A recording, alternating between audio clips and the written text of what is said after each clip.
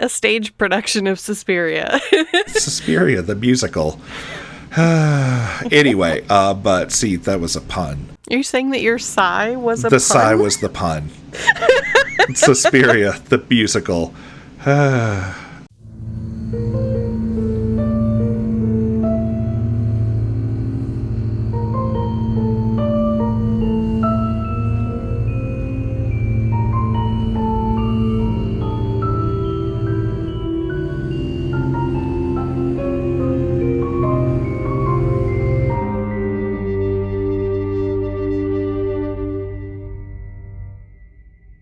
Hello, and welcome to Cinematic Discomfort, disturbing films dissected through human experience, the podcast where we discuss the movies that challenge us and why. If you're new here, don't worry, we're a pretty friendly bunch. I'm your host, Charlotte, and I'm here to be your guide to help you navigate through the difficult and complicated emotions brought up by quote-unquote disturbing movies. I believe that the worst thing a movie can do is be boring, so I want to talk about the ones that we can't quite shake. And I'm very excited because today I'm bringing you a special double feature episode. That's right, today's Cinematic Discomfort is a double dose of Suspiria. Both the 1977 Dario Argento original and the 2018 Luca Guadagnino reimagining, which, yes, I had to get my husband to help me pronounce. My apologies to the Italians in the audience, I'm doing my best with your haunted vowels. The original Suspiria is perhaps the definitive example of Italian giallo cinema, which literally means yellow, but is a general term for mystery and thriller fiction. Think stylish, surreal, violent, aesthetic. Lavish cinematography, elaborate set pieces, and colors that look like someone did a supermarket sweep in the paint aisle of Home Depot. The film is 100% a Technicolor fever dream.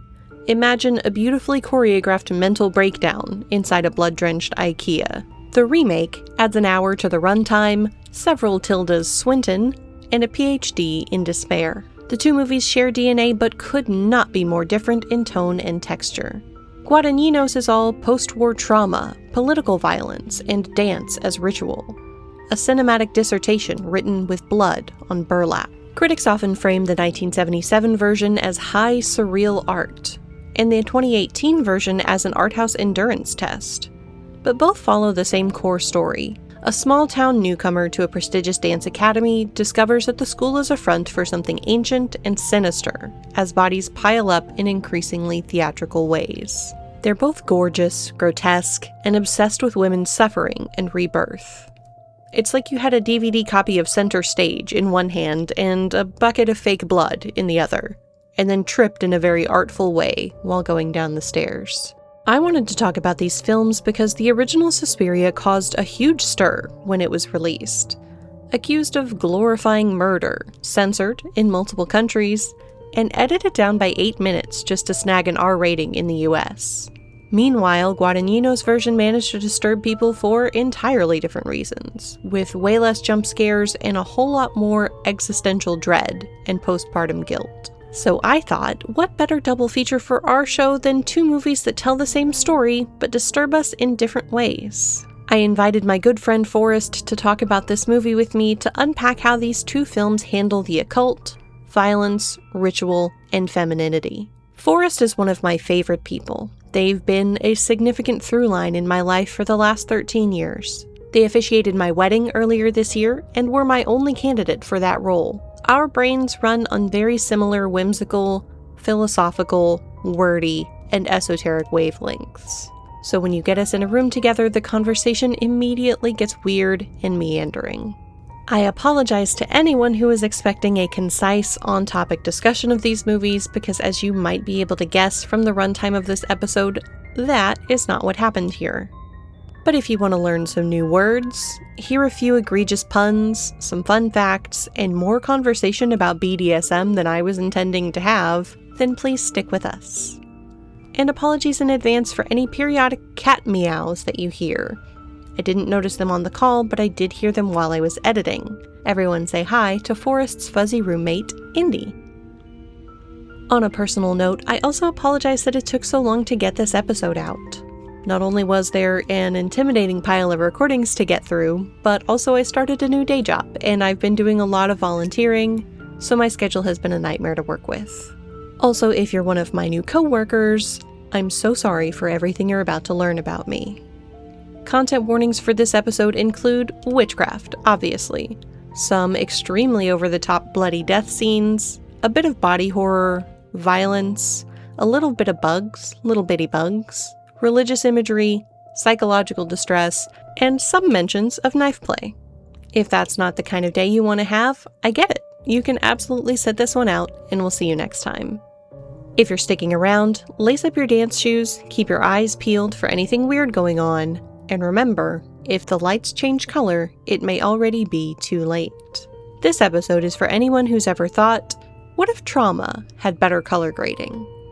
Alright dancers, a 1 and a 2 and a 3.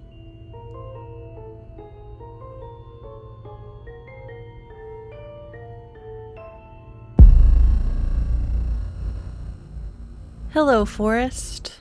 Why, hello, Charlotte. You know, you're not much of a public figure.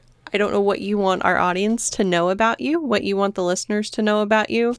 Yeah, my name is Forrest. Basically, I have a business card that I use for fun. The current iteration says, Forrest Lorselquodnanba, composer, developer, researcher, occultist. And then has a website and links to various stuff that I do. I think that kind of sums it up. It's I do creative writing. I do a lot of music composition and production and some music playing. I am very much into the occult. I'm really interested in the history of the occult. I like approaching it from the perspective of things are phenomenologically true in as much as you have experiences. I make no truth claims whatsoever about what does or does not exist, because that's beyond any kind of human rationale anyway.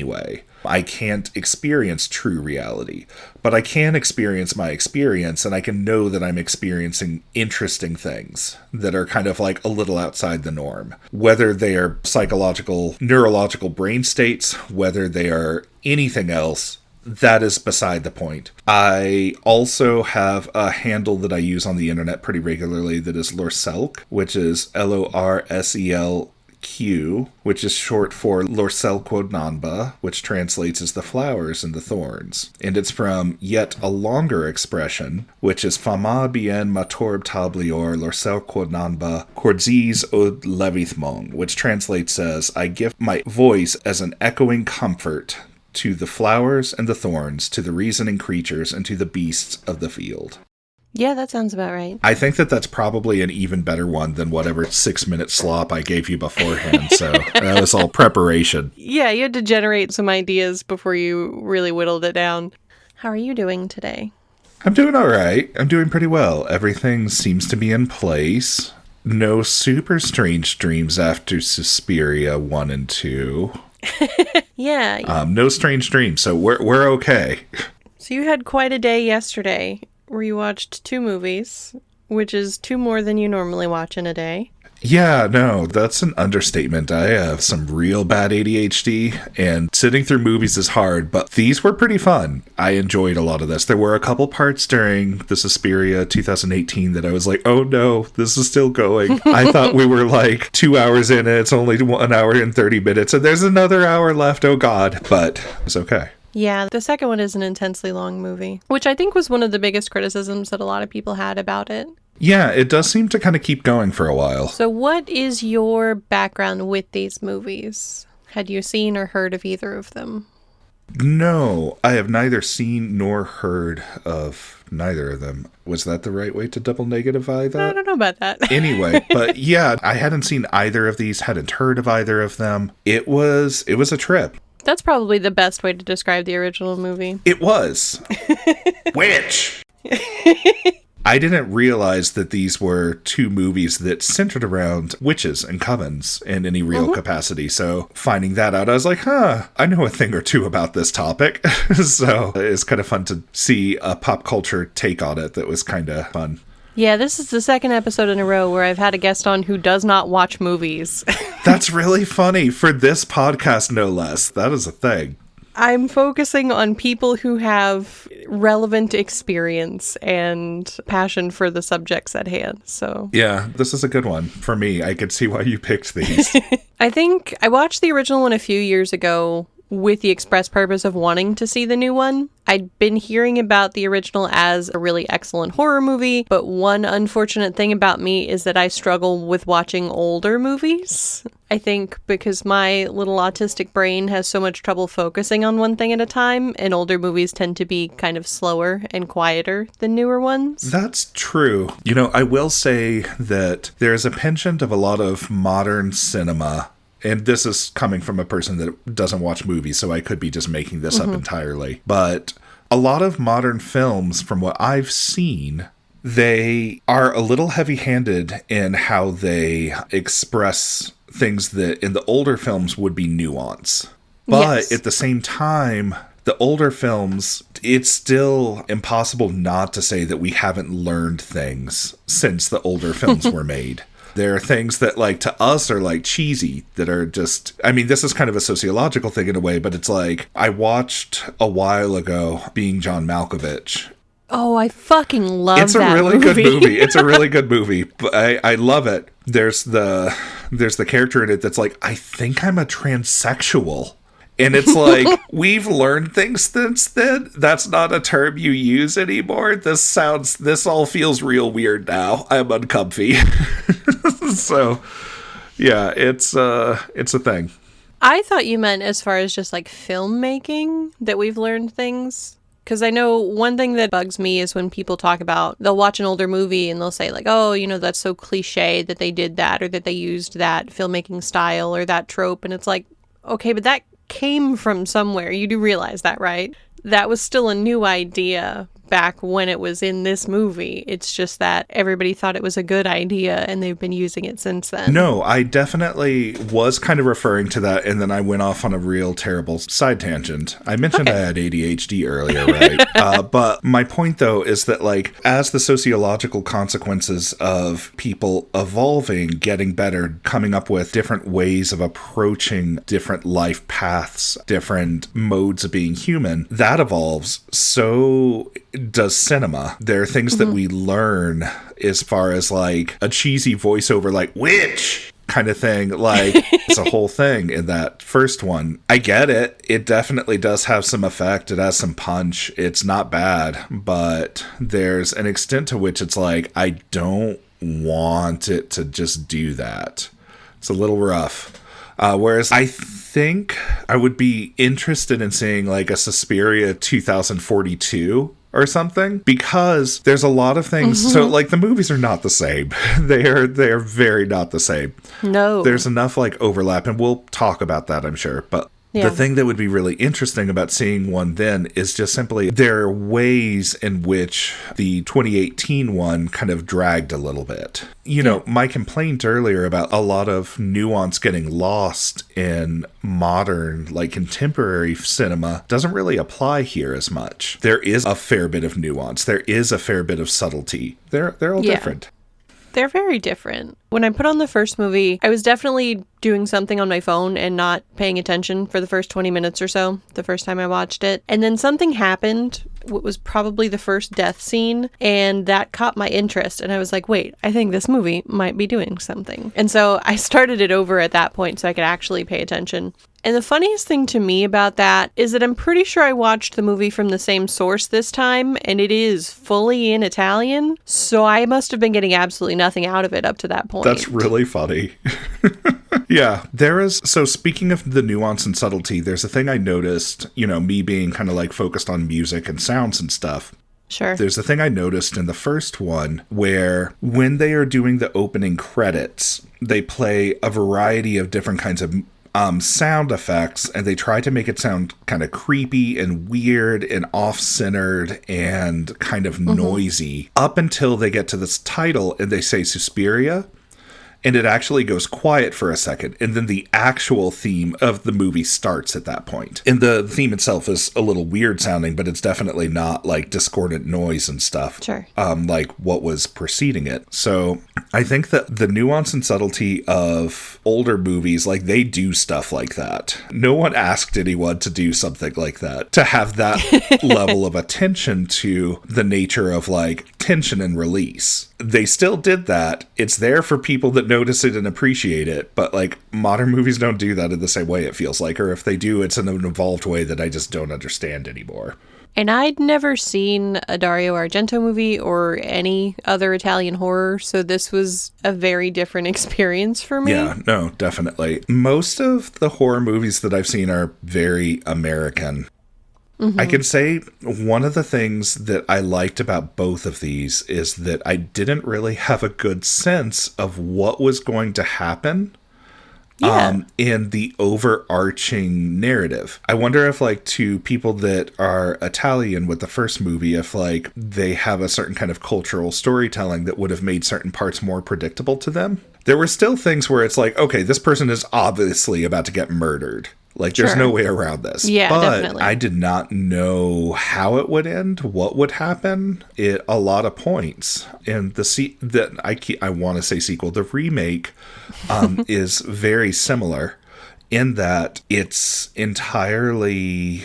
There were a lot of parts where I was just like, I'm not sure where this is going. I have no idea what's going on here. Absolutely. I think I will try to distinguish between them as the old one and the new one, because like remake is not quite the right term. I think he calls it a reimagining. I think reimagining is very fair. That's a good way of putting it. But that's a lot of syllables, so I'm going to stick with old and new. And I do want to talk about both movies, so I guess we'll start by going through the old movie, and then we can circle back and talk about the new one. Okay, sounds good. You've got your notes? I have my notes ready. Okay. Yeah, I took a lot of notes for the old one, and the new one I just got weirdly engrossed, but also was just not sure what to write down, if anything. I was like, I don't know what's actually relevant here. Yeah. As a fun fact, a working title for this podcast was, What the Fuck Did I Just Watch? And I feel like the original Suspiria really veers into that territory. Yeah, I like the original working title for this podcast. The original Suspiria was like that. To preface, there are dubs of this movie. The one that we watched is entirely in Italian, so I don't think I have any audio clips or anything. My apologies to our approximately one listener who speaks Italian. And we did watch it on an unsanctioned website that doesn't always have the best subtitles. So if I quote the wording on something, it may not be exactly accurate. I'm pretty sure it's fine. The movie, like I said to you, is kind of largely vibes-based anyway. I think the soundtrack, which was prog rock group Goblin, really does a lot of the heavy lifting. So much heavy lifting. They did such a good job, though. There are so many very deliberate and very bonkers choices in this movie. It's going to be difficult to try to cover it. For me, taking notes on this took fucking forever because I paused the movie like every 15 seconds. I get where you're coming from. Go ahead, sorry. We begin with our main character, Susie. And I don't want to get us off track right off the bat, but IMDb lists her name as Susie Banyan. But when she says it in the version of the movie that we watched, it's definitely closer to Susie Banner. And then the shitty subtitles said Benner, but I think that's just Italian accents for you. So that's the first mystery. We're watching a film, and we do not know exactly what our protagonist's name is. It got a little diluted by word of mouth. Susie, what's her name, arrives in Germany. She's walking through the airport, and immediately the movie seems to say, but what if this was spooky? So we get these really quick, jarring cuts between, you see Susie's serene, searching face with normal background music, and then her POV shots underscored with this kind of sinister tone, and it just goes back and forth, like the movie's already trying to gaslight you before anything actually happens. She looked kind of serene, but she also, her resting face is very kind of concerned. It is a concerned resting face. Yes, that is a great way of putting it. Yeah, she's got like damsel in distress face, I think. Yeah, I love that. And the point of views that it would jump to are like this airport door, just kind of like the storm immediately outside of it. There's a lot of water imagery going on in this movie over and over again. Yeah. This door, it would open and there's tumultuous wind and tons of rain, and it is just a deeply unfortunate kind of environs to be approaching. Yeah, Susie, she goes outside to hail a cab, and for reasons that I still can't really begin to fathom, it is raining like a biblical fucking flood outside. Yeah, it's raining like a crazy, crazy amount. And the thing that I had a suspicion, not at the beginning of the movie, but partway through. So, like, not only are the cabs, it's raining a crazy amount, but the cabs are like ignoring her. They're just like, whatever, we don't care about this foreigner. And then they just drive right off. And finally, the only one that sticks around is one that doesn't understand her. So when she gets into the cab, she's like, hey, I want to go to this place. And he's like, I have no clue what you're trying to say. But he looks entirely disinterested, doesn't care. He's just clocking in, clocking out, has to go through a giant storm. I feel like that's just cab drivers in the 70s in general, from what I've heard. That's possible. She does actually get in the taxi, finally, and then she's watching this dark, kind of ominous German countryside go by. Like, it cuts between her and a dark forest full of impossibly tall trees, and then the voice that's overlaid with it saying witch. And also, yeah, it is very distorted. It is very, very distorted. But I want to break down the audio engineering of it and go like, so what's happening with this voice? But no, point is, it's not distorted in the sense of like grainy kind of distortion. Mm-hmm. It's layers of voice and kind of warped. And it just goes like, witch. And it's like, okay, cool, that's noted. Thank you for letting me know there's a witch abound. Just diegetic witch screaming. Personally, I do not claim to understand what this movie is about. I don't even claim to understand what this movie thinks it's about, but I am kind of obsessed with it anyway. I mean, that's fair. That's really fair. I want to kind of, when picking apart what this movie is about, I think that we can kind of do that a little bit more later, probably. Sure. Because there's some themes that really run through. For instance, the kind of like rationalization, and then maybe there is stuff that's spooky and weird. Mm-hmm. It has that horror trope where it's like the psychiatrists are like, yeah, this is a book about the paranormal and how it doesn't really exist. And then immediately she goes and fights a witch. So it's like, obviously the paranormal is a thing, and it's only when you're in the thick of it that you actually have to contend with it. Yeah. And I know, this movie's so weird. I wanted my husband to watch one of these two movies with me. I knew I wouldn't be able to get him to sit down and do both. And I decided on the old one because it was shorter and it had lots of bright colors. And I thought that might keep his interest. And he hated this movie. He hated it a lot. He hated it. That's sad. He has a really low tolerance for movies that are not straightforward. Oh, and this one is not.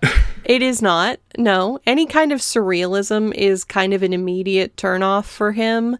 And I have such a hard time understanding why, because he's a supremely silly person. But even in comedies, sometimes if it's not kind of rooted enough in reality, it will make him uninterested in it. That's interesting. If things are too unrealistic. He wouldn't watch The Mummy with me. He made me turn it off because somebody fired too many bullets from a gun before reloading it. Yeah, that's So a movie like this, in which no one gets murdered in a realistic way. Yeah, no, the barbed wire thing really got me. I was just like, please stop moving. Just stop moving. There are a lot of surreal, almost to the point of absurd, and challenges your ability to maintain suspension of disbelief, things that happen in the old one. Yeah. Do we wanna kind of talk about what happens when she gets to the academy? Yeah, we can keep rolling before we get too bogged down in everything. So the cab pulls up to the dance academy, which is this massive, impossibly red building that looks like the world's most haunted wedding cake. I mean, it's like if the haunted wedding cake were Art Deco. But not just Art Deco, but like the archetypal spirit of Art Deco and everything that was and will be Art Deco. That was this building. Yeah, it's red and gold and black and Baroque, and it somehow feels too alive for a building. And it's like, it's not a cast thing. It just is a building that they're like, let's shoot here. Yeah, as we discussed right after we watched the movie, I had learned that it was actually a set, which is built on a soundstage for reasons that become clear at the end of the movie, but that it is based on a real landmark building in Germany, which is just as red and only slightly less menacing. But genuinely, the whole movie looks like if you filmed The Shining on the set of Willy Wonka and the Chocolate Factory. Huh, that's a good way of putting it. I've never seen so many colors and geometric patterns in one place. Yeah, it really is Art Deco to the nth degree. So many design choices were made, and I have to think they were deliberate, but I don't understand the reasoning why. That's just how this movie goes. My headcanon is still like, they just were like, well, this is a rad building. Let's do it here. This'll be cool. And then anything that doesn't match like our idea of what things should look like, we'll just use tons of mood lighting, and that'll just round it all out in the way we want it to go. So little Susie, she grabs her bags, she starts walking up to the front door, and another young woman bursts out of the building, hysterical and sprinting off into the night.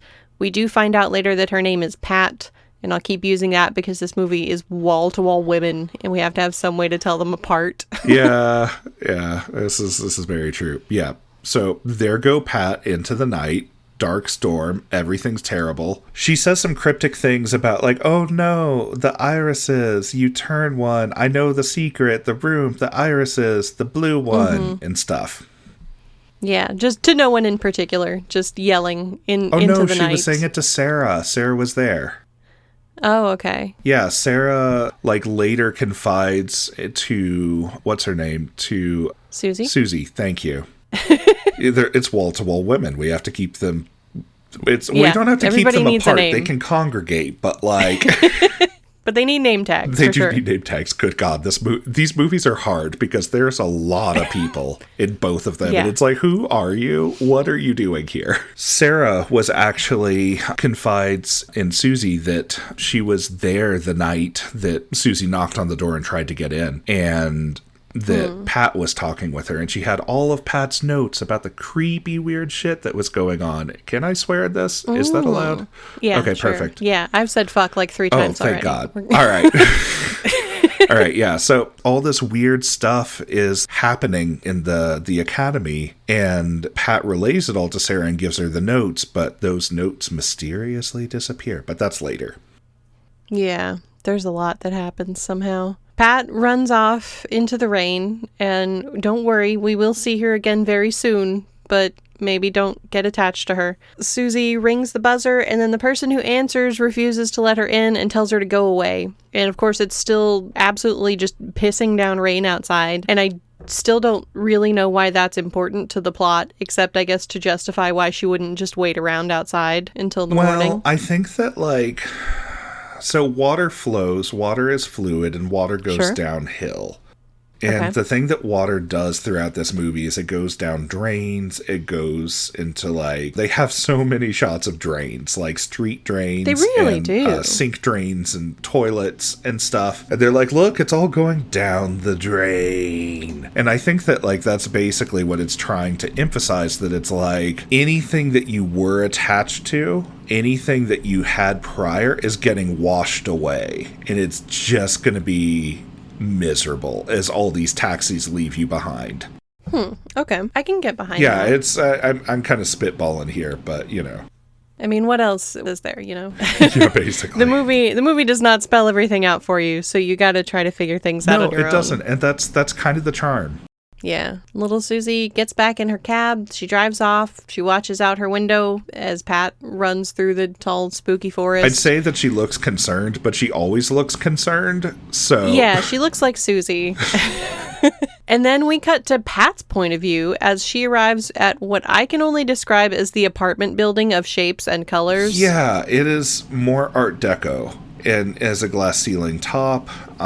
Stained glass ceiling. Stained glass, lest I forget. It's very stained glass. It's really pretty. It is, yeah. I know this movie came out just a few years before The Shining, and to my knowledge, there's no evidence that Kubrick was influenced by it, but it sure does feel that way to me. Yeah, I can see that. Like, there's so many wide static shots that are like, look how huge and beautiful and fucking weird this room is. Yeah.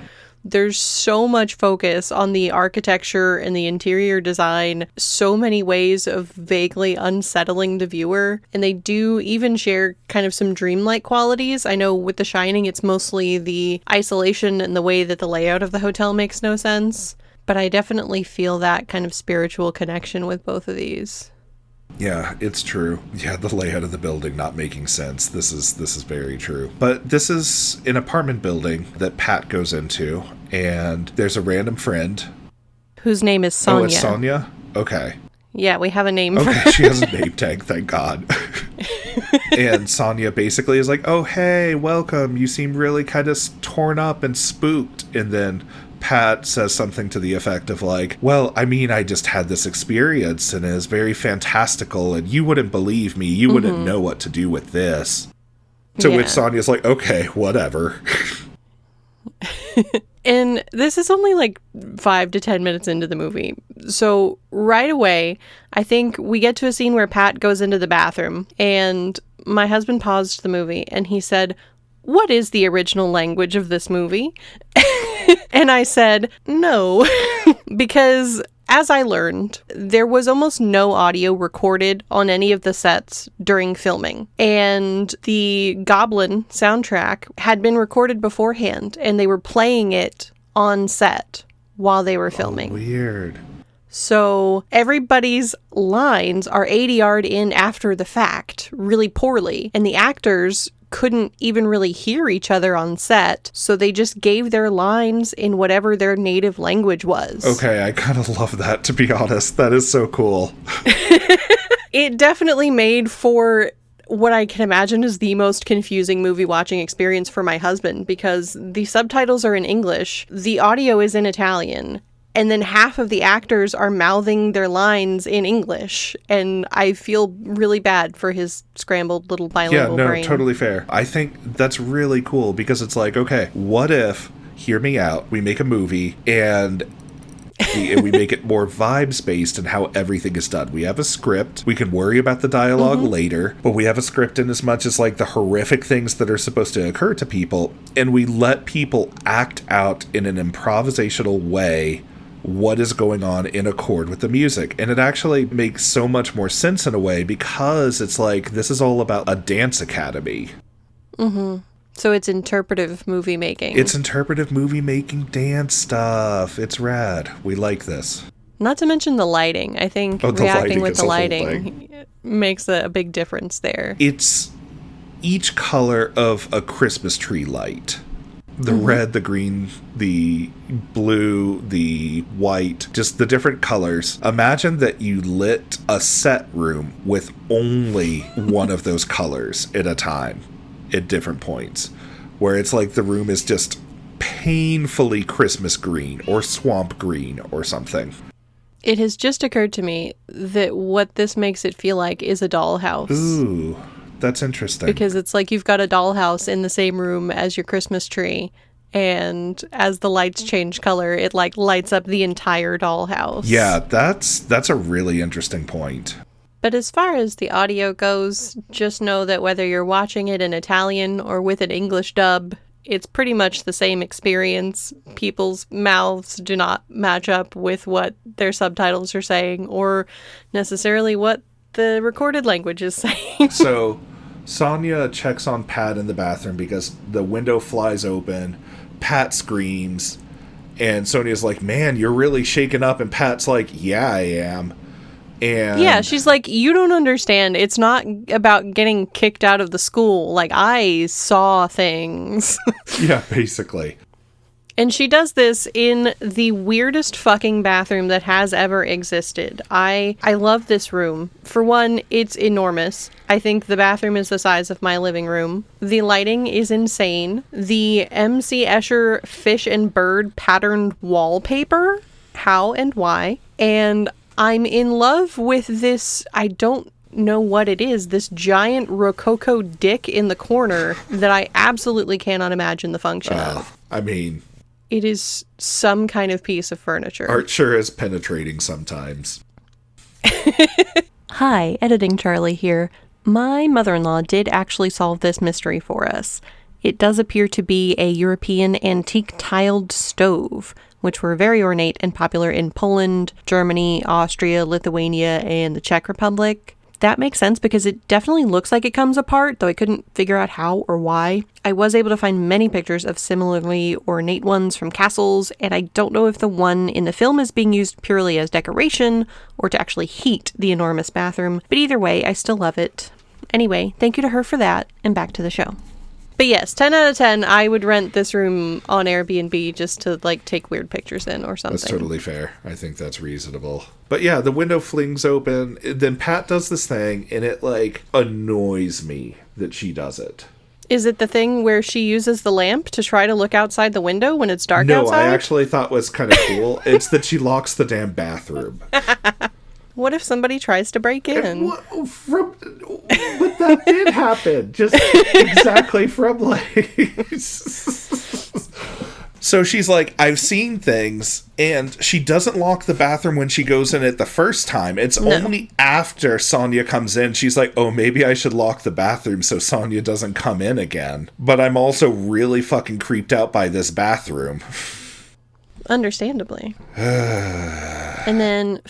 Finally, by 10 minutes into the movie, we have our first brutal death scenes. You get, out of nowhere, a pair of mysterious glowing eyes appear outside the window, which is followed by a mysterious and sometimes invisible knife-wielding arm that stabs her very much to death, perhaps excessively so, and then strings her up with clothesline and throws her body through the enormous stained glass skylight to be hanged by the neck in the lobby, just inches from the ground. Although she's probably dead well before she's hanging. It's really just like, to be thorough. Very and the overkill. Just inches before the ground thing is like, just, I was like, oh, come on, guys. That had to be very precise measurements. It's very precise measurements. It is a hell of a death scene. Yeah, and the crash also kills our friend Sonia, who gets impaled by a couple of metal beams, because this movie doesn't believe in subtlety. Well, no, she's just collateral damage. She's not an intentional murder victim. She's to show that there is unintentional consequence to your actions. Mm-hmm. And the blood is the brightest, most fluorescent blood to ever exist. I'm kind of convinced that it's just tempera paint. Yeah, I mean, that's entirely possible. This movie is 99 minutes long. It does not waste a single minute. No, it jumps right back, if I recall, back to the academy the next day. Yeah, Susie makes it through the front door, finally. She meets the athletic Miss Tanner, and who they keep referring to as the vice directress, which is a term that I don't think anyone has ever used. Yeah, that's fair. But that is Madame Blanc, who is both high society and kind of vaguely menacing. Once we get inside, there's really nothing that is not fantastic about this building. I love what appears to be the blue velvet wallpaper. I love how many interior windows there are for no reason that I can think of. And all of these beautiful archways and the weird squiggly pasta banister on the huge curved staircase. Yeah, that's definitely a thing. But the lines are things that I can't get over at a lot of points. They're just, for instance, her being encouraged by one of the school members, don't get involved in questionable friendships. Oh, yeah, I think that was Madame Blanc. She immediately info dumps on Susie, and she's like, I'm going to tell you everything really quickly. Something terrible happened. One of our students who got expelled yesterday for improper conduct was murdered last night. But I always warn our students, don't I? I tell them not to get involved in questionable friendships. Yeah.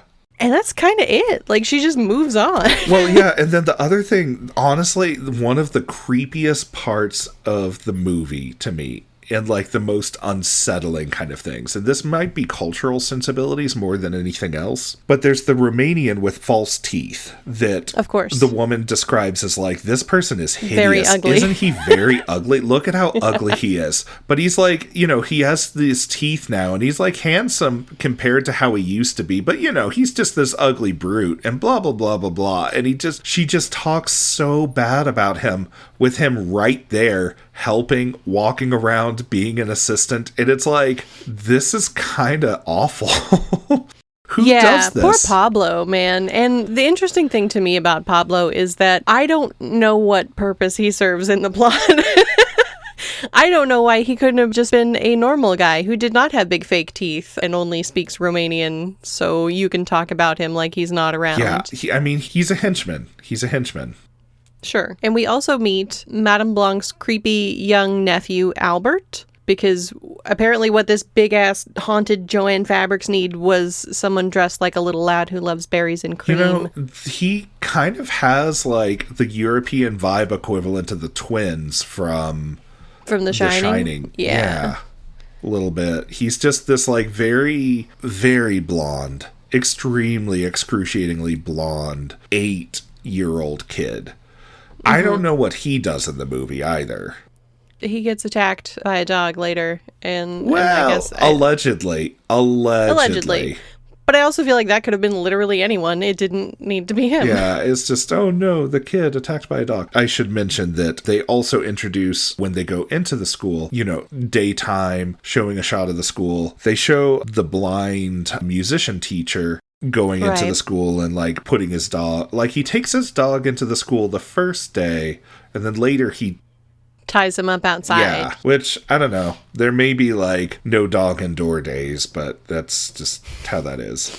I just feel like the whole male-female dynamic in this movie is kind of like you set the Wicker Man in a brothel, because you've got the little kid, whose name I've already forgotten. Albert. Yeah, Albert. He's not old enough to be of any consequence. You've got the musician, who is blind, and then you've got Pablo, who doesn't speak. So it just feels like the only male figures that we're allowed to have around are ones that are incomplete in some way. Oh, you know that what's interesting? Albert, I don't think has any lines. I'm not sure about that. Which means that the three men together are blind, deaf, and mute, effectively. That is interesting. Just a thought there. We do have a couple of male ballet dancers, but we don't talk to them a whole lot. They are definitely extras. And then they take Susie to the locker room to meet the other girls. And this is a great scene because they're all really giggly. They're kind of bitchy. They're very juvenile. They come off kind of like cursed Girl Scouts. And something that I learned is that the original idea for the film was to have the girls in the ballet school be no older than 12. Huh. And the studio would not allow him to do that because of the everything about this movie. So he raised the age of the girls, but he didn't rewrite the script at all. So that's why all of the girls are like that. They're very immature and kind of naive. Yeah. And I'm told they also made the doorknobs higher so they'd all look like children reaching for them. This movie is so weird. That's wild. Huh. And I mean, like, if you have all the dancers as, like, young girls and stuff, then it really becomes, like, preying on the innocent kind of thing.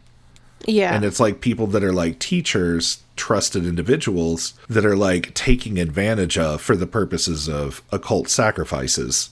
Sure, it has a more menacing kind of theme behind it.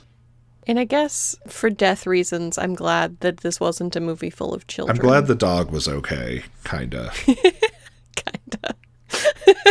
But later we go into a room of extremely patterned wallpaper, distractingly so, where Susie, who's now staying with Olga, they're talking, and Susie flirts real hard with the only attractive male character, who is a ballet dancer. And there's this weird element of the plot that I don't really understand. When Susie shows up, there's not a room ready for her, but they say she can stay with Olga, who lives off campus somewhere. And then Olga says that Pat was a busybody who was always causing trouble. That's one of the things that, like, yeah, you're right. This movie really doesn't waste time. Then the weird landlord student Olga, you know, talking about Pat, and it's like, oh, I can't even think about it. And then immediately turns the course of the conversation into it as hard as she can.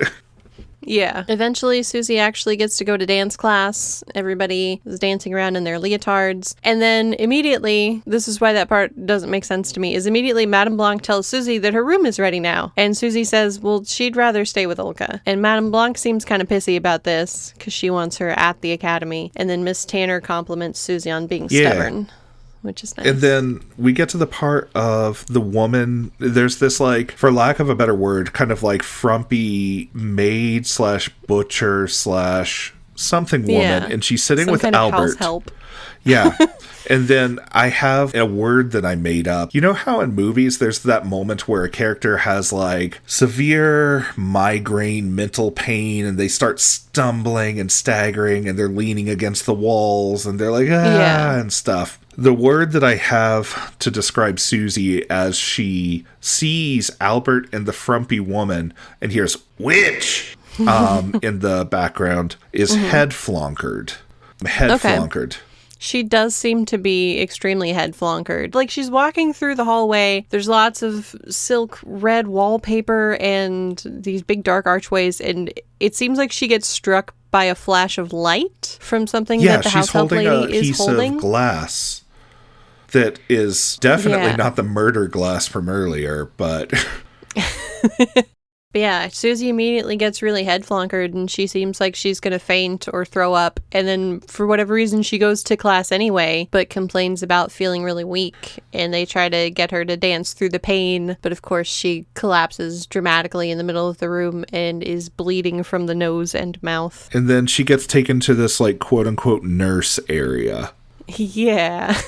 I love this. She's now forced to stay in the dorms. She is given mysterious medical treatments. She gets injected with something, and she's told that she must eat bland food and no fruit, and is prescribed a glass of red wine with every meal. And that's a big glass, too. Like, a standard wine pour is 5 ounces, and this glass is easily like 8 to 12. It is not a small amount of wine. And you see from the very outset, once she starts consuming this food, she is constantly drugged looking. Yeah, the whole thing gives me kind of Rosemary's Baby vibes. Yeah. There's this general vibe of, oh, you poor, weak woman, you suffer from vague ailments, so you must stay here in our building of tall doors and weird chanting. Here, take this medicine that's definitely not making you worse.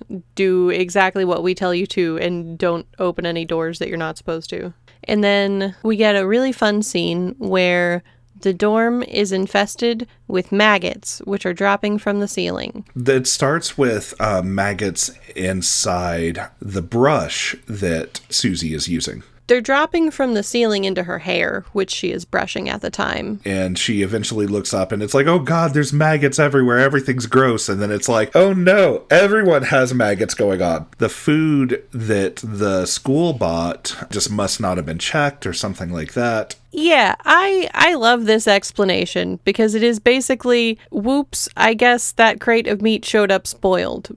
But, like, why are you storing a crate of meat in the attic in the first place? Well, the note that I have for myself is that the maggots are representative of eating the rot of the place. Okay. That's it. That's all I got. Okay. As far as in-universe explanations go, though, we're getting nothing from these people that makes any kind of sense. But no, this makes no sense. It's just these fucking maggots going like, we're gonna drop out of here. It happens all at once, too, somehow, throughout the whole floor. All of these maggots start pushing through the floorboards all at once. None of it makes any sense. But it is a really grotesque scene. I love it. The girls are all panicked. The lighting goes bright red because that's how lighting works in this movie. This is true. And yeah, they go up and they find a crate of spoiled meat in the attic. And in order to deal with that, they hang up sheets and turn the practice room into some kind of a makeshift dorm until they can fumigate the next day, hopefully. Right, which I don't know if the fumigation ever truly takes place, but it's supposed to. Yeah, there is that really upsetting scene where Miss Tanner is walking through the attic and like crunching on thousands of maggots with every step. It's some murder. And then the girls are getting ready for their little slumber party under these mosquito nets of horror. We've got red light filling the whole room. And then we hear this really heavy, unsettling breathing from behind the curtain. Well, we sort of hear it because we mostly hear the Goblin Band. Sure. And by Goblin Band, I mean whatever the soundtrack is. By the band Goblin, yeah. Is the band actually just named Goblin? Yeah.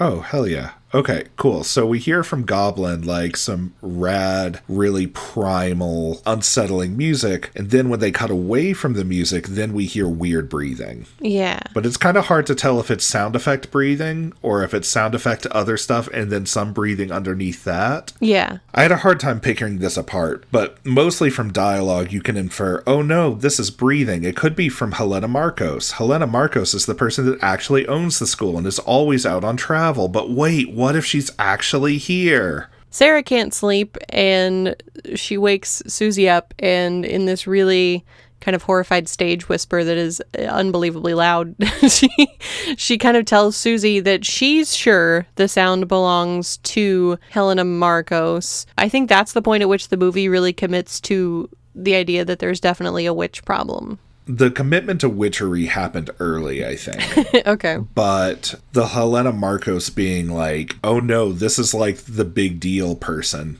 the BBEG or whatever. Yeah. Like that effectively happened around here. And then the next day, things get even weirder somehow. Because as we talked about, the school's blind pianist, whose name is Daniel, who has just been, kind of dutifully hammering away at the piano while everyone's running around having nervous breakdowns.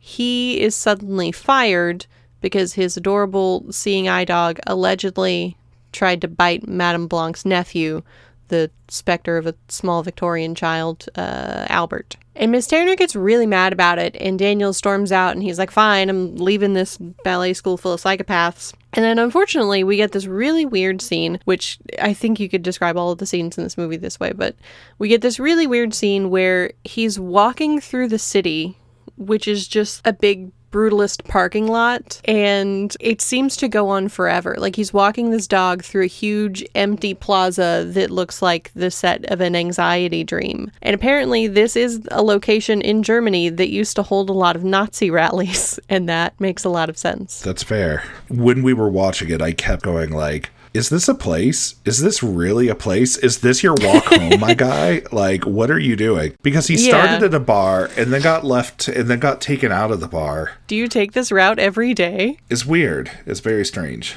And then his dog just kind of turns on him out of nowhere. Yeah, the dog just leaps up, bites his neck, takes him down, chomps on the flesh, and then police officers show up and the dog gets chased away. So thankfully the dog's okay. Seems to be at least like a bad omen, or maybe a sign that the kind of evil influence of the coven is leaking out into the world in some way. It's not even necessarily evil influence. They talk about later that they talk about how witches get what they want by taking it from other people, like making bad things happen to people. Yeah, they do talk about that. I imagine that the way that magic works in this canon, it can be supernatural, but it's not like fireballs and stuff, or like you're flying around or anything super crazy. Sure. For the most part. It's more like weird stuff happens. Like, it's weird stuff that happens, and you have the ability to influence how certain things behave, how certain things act, could make people upset when they're not normally upset. You can make people overreact. But I think that with that in mind, it seems very likely that they could just be like, this person needs to friggin' get it. And then the most likely thing that can happen to this blind person is they get murdered by their dog. Yeah. I interpret it less as coven influence leaking out and more them just going, I don't like this person anymore. They gotta go. What's the easiest and most plausible way to make this guy die based on what we know about him, which is that he's blind and he has a seeing eye dog? As opposed to being hit by a car, let's have his dog murder him. That's far more horrific. There's more satisfaction, maybe, in having somebody that you don't like brutally killed by their own dog. Yeah, pretty much. So, we go back to Susie and Sarah, who seem unaware of what is happening to the service dog population. Yeah, the service dog population, I maintain, is thankfully unharmed. Although maybe the dog is less of a service dog because, like, they don't have an owner now, but does that ever make someone less of a service dog? I don't know. That seems like a philosophical question. Is he still a service dog if he's not serving anyone? It is a philosophical question.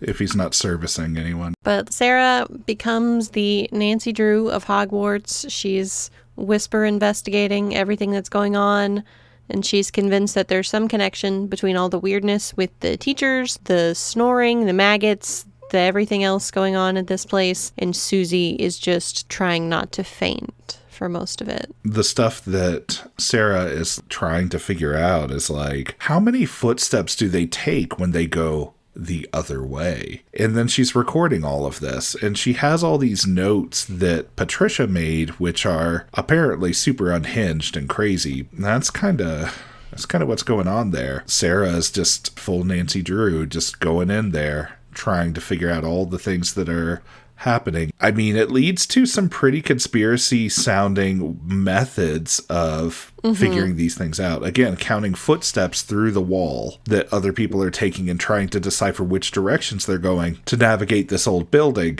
That's pretty extreme. Echolocation.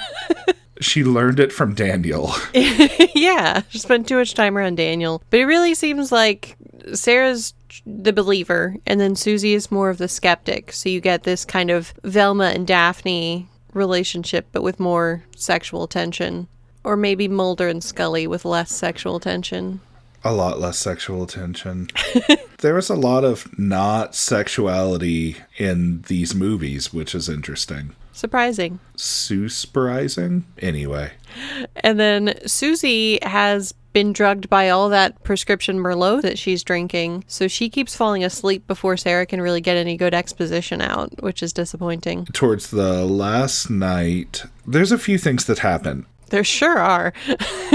There's mention of a hex while the girls are talking, but the really interesting cinematic choice was like this incredible zoom in on Susie's lips in a mirror. Mm-hmm.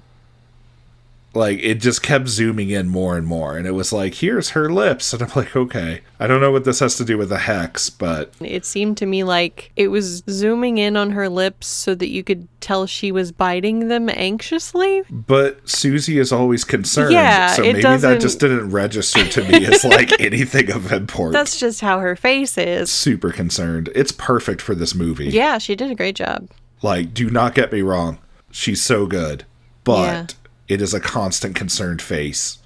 And then we get this kind of intensely dreamlike evening where Sarah is sneaking around like a sexy ghost through the hallways. Goblin is doing their witch thing in the background. And she's being chased kind of by something that we can't really see. Well... Yeah, it's going to back up slightly. So there's some lighting stuff that happens that's pretty interesting. Yeah, there sure is. In the room, when Sarah is trying to wake up Susie, the light of the room starts turning like Christmas green. And she's asking about witches when she does that. And then there's this weird grandfather clock, and there's something spooky or weird going on with it where it's like opening up or something like that. And Susie is like, oh no! And then the outside of the room that she's in with Susie, the outside of the room is red, and she flees into the red. Mm-hmm. And yeah, Sarah, she's being chased through this kind of technicolor nightmare labyrinth of a bunch of rooms that really make no sense. And eventually she locks herself in a room, breaks a window, and then climbs into what looks like a secret passage escape, only to land directly in a room full of razor wire. Why do you have this in a dance studio? Like, why do you have a room that is full of, and when I say full of, I mean coils upon coils upon coils of death slinky? Yeah, who's the facilities manager at this ballet school? Fucking H.H. Holmes? Do you just have a line item in your budget for industrial quantities of razor wire that we can haphazardly toss into an empty room? It is indeed the murder house. Who does this? It serves no purpose. It's such a weird death scene to me because why do you have that room? Yeah, that's the part that gets me. I'm just like, this room is a hazard. It is an OSHA violation. Please do not. Huge OSHA violation. At the top of my page, for the next page of notes, I have witches equal bad. Yes, because Susie goes, after Sarah gets killed and everything, Susie goes to talk to the very handsome young doctor, and he tells her all about the dance school, because he was Pat's doctor, right? I think he was Pat's doctor or Susie's doctor or someone. He tells her all about the dance school, how it's been surrounded by rumors of occult activity and witchcraft, and then he swaps himself out for some old man who literally wrote the book on witchcraft, who tells her about how witchcraft relates to psychology, and he says that witches are bad, and they're out to ruin people's lives for their own gain. And apparently Helena Marcos, the founder of the Dance Academy, was a big-time witch and the leader of a coven of witches, if you believe in that kind of thing. Yeah, I mean, he emphasizes that if you believe in that and stuff, because, like, the school of the psychiatrist were basically, like, the first guy, Mandel, I think? I forget. Don't know. He's a psychiatrist. He looked friendly. He looked nice. He was a handsome fella. But he basically was like, yeah, so like we've done all sorts of studies and learned all sorts of things about witches, and we can tell you that they definitely aren't real. They're not really real. It's just delusion. It's just silliness. It's just, it's like that stuff is not real whatsoever. You could even talk with this guy, like you said. The coven, according to the old man who wrote the book on witchcraft, he points out that a coven requires a witch that is 100 times more powerful than the rest of the coven in order to truly form as that coven and like gain access to supernatural powers and all that stuff. His explanation of witch dynamics was somewhat confusing to me. It was a little weird. It is admittedly a little weird. This is not how witches work in real life. You do not need to be 100 times stronger than the rest of your coven. You just have to be more charismatic than them. How would you even measure that? Yeah, exactly. So Susie gets back, and everyone has gone to do a performance of Bolshoi. Or they weren't doing a performance, they were going to attend one. The Bolshoi Ballet was in town. But she wasn't invited. Everybody's gone, which makes everything convenient for later. It helps the ending of this movie to not be completely depressing. Fair. Susie decides to skip her glass of wine with dinner so she can be sober enough to do her own detective work. She tosses the food, she tosses into the toilet, and she tosses the wine into the sink, and then she tries to clean the wine out of the sink and quickly realizes that wine is very stain heavy, and she cannot clean the wine out of the sink, and she's like, well, I guess I just have a bloody looking sink now. Yeah, and I've never poured a bunch of wine into a sink. I don't think that's how it works. I think her wine, for some reason, seems to have the consistency of cough syrup. You know, you have a point there. Drug wine, exactly. It works differently. I think regular wine you could wash down the sink pretty easily. I also don't understand why she didn't just put that in the toilet with everything else. Yeah, I wasn't sure about that either, but I think that the metaphor is kind of like basically getting caught red-handed or something like that, where she's about to do something and is rejecting a thing, and she's like effectively stained now for the process that she's going through and what will happen. Okay. And there will be a reckoning, there will be evidence, things will be stained. There's not returning things to how they were, and through the tumult and the drain and the water and the fluid and the stuff. Or more straightforwardly, I was just imagining that it kind of pointed out to her, oh, hey, this doesn't feel like regular wine. I think that's Maybe they've fair. Been drugging me this whole time. Maybe. And then she gets attacked briefly by a bat. I don't know if it's supposed to be some kind of witchcraft bat or a normal one. It's probably a witchcraft bat. Yeah, the music seems to suggest that. So anyway, she doesn't get a rabies shot. She just carries forward. Yeah, unfortunately. As we discussed, the rabies vaccine did exist. She could have gotten one. Maybe she did after the movie was over. After the movie was over, she's like, she goes to the police office and is like, hey guys, the academy's on fire. You should send the fire department. Also, don't rescue anyone there. They're all witches. By the way, can I have a rabies vaccine shot, please?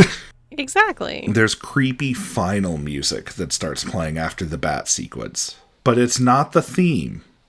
It's not. So it's not actually final. It's just intense and final sounding. Susie's decided to follow the clues that Sarah left behind, the footsteps, the irises, the secret door. She follows the footsteps down the hall and realizes that they don't lead out of the building, but deeper into it. And then she ultimately goes to a room that is full of, like, plant imagery on the walls with some irises. Yes. And then she flashes back to what Pat said at the beginning about there being 3 irises and to turn the blue one. And she turns the blue one, and then you get a secret witch door. And the coven's in there, mid-ritual. You've got Madame Blanc leading the ceremony and chanting about killing Susie. And then we also get to see our now dead friend with real big sewing pins stuck in her eyes. Yeah, that was unfortunate. And Susie, in what has got to be the least successful attempt to be stealthy, she kind of wanders into a room, and we find out that the supposedly absent Helena Marcos is alive, is ancient, is not entirely corporeal, and is doing a truly terrible job of skincare. Yeah, she's something worse. I will say that, like, so she knocks over, like, the peacock, which is basically this, like, glass. She goes into a room that's a little bit like a museum with just various kind of art artifacts and things, including a peacock with, like, glass feathers and stuff like that. Sure. Why not? She knocks it down. That falls. It crashes. She bumps into another table. Other things fall down. They roll into the wall. Thud, thud, thud. And she's like, oh no. She also was hiding from the coven because, like, they suspected that she was there. She accidentally wakes up Helena Marcos, who is basically a human-shaped pile of cobwebs. And she tries to kill her, but, like, Helena's body goes invisible somehow, and then stuff in the room starts exploding and blowing around, and it's just this weird fever dream. Susie kind of realizes she's about to be human sacrificed, and so she grabs one of those glass peacock feathers, which is an interesting choice, and she stabs the witch through the neck. There's a little more that I want to talk about with this one. Yeah. Sarah gets reanimated, but is not actually a zombie, but is a ghost, and is, like, searching after her. Helena Marcos is talking way too fast for anything, for anyone at all. Mm-hmm. Yeah, just starts spitting out exposition and villainy. Way too quickly. When she grabs the glass peacock feather and goes to approach Helena Marcos, she, like, swings back the bed curtain veil that's, like, blocking the bed. Canopy, that's what we call that. Sweeps the canopy away. Helena Marcos is, like, either then or shortly thereafter just goes invisible and disappears. The weird ghosty thing of Sarah is, like, coming to attack. She stabs Helena Marcos in the neck, at which point the ghost apparition of Sarah disappears, and Helena Marcos dies very thoroughly. Very thoroughly. And then the whole, as we see, as Susie kind of stumbles out, the rest of the coven kind of collapses like one of those little wooden thumb push puppets, and they all seem to be suffering from the same injury as Helena. Which is very in keeping with what the old man psychiatrist said, where the coven gets their power from the head witch that is like 100 times more powerful than the rest of the coven combined. You injure the head witch in some way, and everyone else gets injured in the exact same way, because she is kind of powering all of them. You damage the head witch, and then that hurts the butt witch, and that's because they get hurt behind the head witch. I like this pun-based coven. It's not a good pun, but, like, I really wanted to go for it. Always okay. And then there's lightning, there's fire, there's chaos. It's a whole thing. And Susie just kind of stumbles her way out of the building and into the night. She is soaked, she's exhausted, and the whole school bursts into flames behind her, and she just walks away with a smile. Her facial expression finally changes. She seems happy. It's probably because it's daytime and she'll be able to get a taxi for real this time. That is Suspiria, 1977. A movie that's not so much about anything as it is a full-body sensory experience. I don't think that it's not about anything. I think that's unfair to say. Okay. It's about what happens when authorities, when teachers are corrupt in a way that they have their own agenda and have a parasitic relationship with the children who are depending upon them for education. They get murdered. That's what's happened. They get murdered. It is a movie about witchcraft and also interior design. That's true. That is a case study in Art Deco and like just cool imagery. Yeah, I'm like 90% sure this movie is about witches. I'm 10% sure it's about trauma in some way. And I'm 100% sure it was filmed inside a giant Italian kaleidoscope. Oh my God.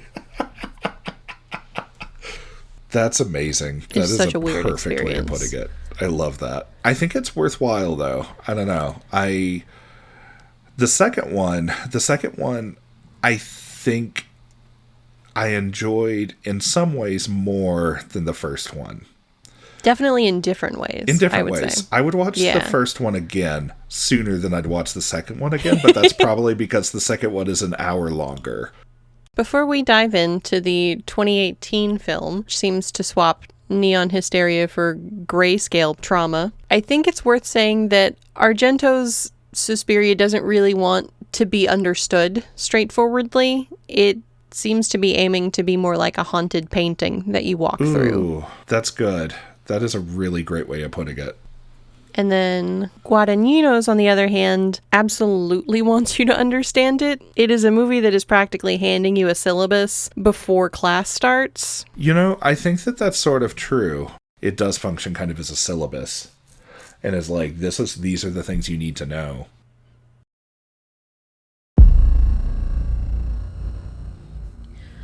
All right, so with our beverages refilled, 40 years later, we welcome you again to Suspiria's cousin by the same name, but the one who studied abroad, got a PhD, and only listens to Radiohead. Yeah, that. What you just said. We are again in Berlin, again at the Helena Marcos Dance Company, and again surrounded by weirdly intense women. But this time, it's a different view of 1977 Berlin, a divided city, Cold War tension, protests, bombings, so that the outside world is just as chaotic as what's happening inside the school. There's graffiti, protests, and people with trench coats who look like they're chain smoking off screen. Just assume that there's always shouting and explosions going on in the streets outside, even if it's not mentioned. Yeah, I mean, I think probably one of the biggest indicators of the truth of all that you're saying is the fact that early in the movie, someone's like, oh, did you hear that? A bomb went off outside. And normally in cinema, when a bomb goes off, it's like, oh, now we go investigate. Oh, now we find out who did it. Now there's, whereas this is like, they don't go outside. They just open the window, look, and go, huh, well, that sucks. Sure did. And immediately we meet Patricia, who is played by Chloe Grace Moretz, who is very much not doing well. Much like our friend Pat from the old movie, Patricia is panicked, muttering, and has fled the Marcos Dance Academy. But there's more lore this time about the witches. More lore. Always good. So she bursts into the office of her therapist, Dr. Joseph Klemperer, who is played by Tilda Swinton, because apparently if you're Tilda Swinton, they just let you do that. Wait, what? Yeah. What? Yeah, she's in this movie a couple times. Wait, okay, I did not realize that. She's real subtle about it, but yeah, there didn't seem to be really a purpose to it in universe or anything. It was just she played that role as well. I actually kind of love that. Yeah. I mean, I know that you say there's not a purpose to it, but Blanc and there's not a plot purpose to it. Klemper, they're both they sort of parallel one another. Say more about that. Yeah. It's just yeah, I mean this is a fresh thought, okay? I can't attest to the quality of this thought, but because this is a thing you just learned about. this is a thing I just learned about. Yeah, exactly. So it's Tilda Swinton as Klemper and Blanc. I'll just give up on the accents. Let's just not go there. That's Klimper fine. Yeah. and Blank. They... You have to give up on it that hard. Yeah, I guess that's fair. Patricia basically goes under the wings of Klimper. And Klimper is, kind of like pining for the loss of, his wife of like years past during Nazi Germany when she got separated from him and ultimately died. Right. And he doesn't know what happened to her. He still has this romantic idealization that they'll come together again someday. But, she dead. He basically is like sort of trying to mentor Patricia and other dancers that come to him and essentially kind of coach them into a normal reality. Okay. Whereas like Blanc mentors Susie Banyan and is essentially trying to like make her the perfect vessel of a certain kind of witch. But do you see kind of what I mean about the parallel? It's sort of like how when you're in the thick of it, you go hard witch. But when you're not in the thick of it, you go hard skeptic. Okay. I guess that makes sense. So it's like this weird kind of parallel, and both are kind of like mentor figures in a way. Yeah, definitely. But Patricia comes to the doctor and she's rambling about witches and secret meetings and blood rituals. The usual dance school problems, I assume. And they took my hair. The doctor is kind of gently doing that thing that therapists do where they try to sound calm while silently underlining a bunch of things in their notes. I think when I originally watched the movie, it didn't have the German lines subtitled. And so I missed Patricia saying, "They'll hollow me out and eat my cunt on a plate," which is quite a line. Wow, that is quite a line. Yeah, I realized that on the website that I watched it on that I had to use a very specific subtitle set in order to get the German subtitles to play in English. Yeah, it can be tricky that way sometimes. It can be tricky that way. That's okay, though. And then we hard cut to our main character, Susie Banyan, who is played by Dakota Johnson, who knows how to say her name clearly in this film. She's a Mennonite runaway from Ohio. After the death of an elder, I guess she just thought, what's missing from my life is post-war Berlin. And so she shows up at the dance school in the rain, wide-eyed, polite, and radiating the kind of fresh off the bus energy that makes everyone turn toward her as if they can smell her innocence like blood in the water. Okay, that's very fair. And right off the bat, to me, I don't know how much sense this will make to you, this movie feels like a V.C. Andrews novel. Okay, I don't know who that is, unfortunately. Yeah. I'm halfway expecting Susie to fall in love with a beautiful, wealthy male ballet dancer who turns out to be her long-lost brother or something. It's that kind of vibe. Oh, yeah, I see what you're saying. It's not that kind of movie, though. No, it definitely does not go in that direction. There is not a romance subplot, which is always nice. Yeah, I love the lack of romance subplot. That is such a thing for me. I'm just kind of like, can we not with this? Can we not turn everything into a romantic relationship? She doesn't even flirt with a male ballet dancer like Susie in the first movie. It's true. It's true. Yeah, there's none of that. She, it most compares, like, dancing in a certain way, like fucking, and she specifically is referring to that in terms of like, no, not like how people fuck, more like how animals fuck. Yeah, she's a farm girl. It's just like, okay. She's never had farm sex, girl but indeed, she's lived yes. on a farm. And the aesthetic of the film, right from the start, is kind of moldy. Okay. Like everything is really beige, gray, the color of dried blood. It's almost like watching a horror movie that was filmed inside a loaf of rye bread. I mean, this is post-Nazi Germany, so... Exactly. Fair enough. And I imagine you'll have more thoughts about this than I do, but for me, it feels like the sound design in this movie is a lot of breathing and footsteps and Tom York kind of whisper singing like a ghost who's sad about taxes. Yes. God. No, it is such mild indie Radiohead, if that were such a thing. Yeah. That's kind of going on like as the soundtrack occasionally. The one thing they do with the sound that is like really conventional and like, oh, this is a normal design decision, is at the end of the movie they have like a montage section while music is playing and someone's singing and stuff, and it's like leading up to the final scene. Yeah, I love that song too. It's a good one. The music is real good. Yeah. Just in like a very low-key way. It is kind of quiet. It is kind of subtle. It's muted, but not in a way that doesn't have expression. Yeah. And little Susie shows up. She's a nobody, but she insists on being allowed to audition for the woman in charge. And here we meet our second Tilda Swinton, Madame Blanc, the severe, ethereal, possibly 300-year-old choreographer. She is regal, terrifying, and very clearly psychic. Yeah, that's very fair. The audition is like the thing that's really kind of fun about dance in terms of like how it's portrayed in this movie is that it is not at all traditional ballet. No, it is very, very contemporary art dance. Yeah, it's got this kind of raw, instinctual, ancient quality to it that I think works really well.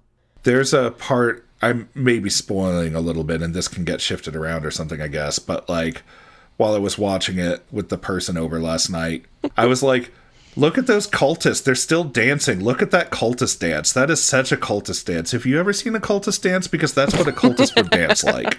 This is exactly what it's like. Like, they talk about in various Lovecraftian stories, basically like cosmological horror, where they have some sort of a cult that dances an unsightly dance, a very primal, raw dance that invokes the great forces beneath the layers of reality, and horror comes forth spilling out of the pores of the air in such a way that it drenches the dancers in sweat and perfumes the psyches of all that behold in woe and terror and awe. And it's like that kind of a thing. It's like, that is that. If there were a dance that were that, whatever they're doing is that dance. That's the dance. That's 100% it. Yeah. Like, whoever did the choreography for this movie is like fucking genius. Like, it is really, really good. Yeah, Susie, she does this dance for the staff. And she looks possessed. Yeah. She looks basically like unseemly, like she's unsightly fighting possessed. invisible bees. Invisible bees. Yes, exactly. It is kind of amazing. And we see Madame Blanc, who looks really enchanted, and the other teachers exchange these really meaningful looks. Like they're thinking, yeah, this one will do nicely for our coven sacrifices. Thank you very much.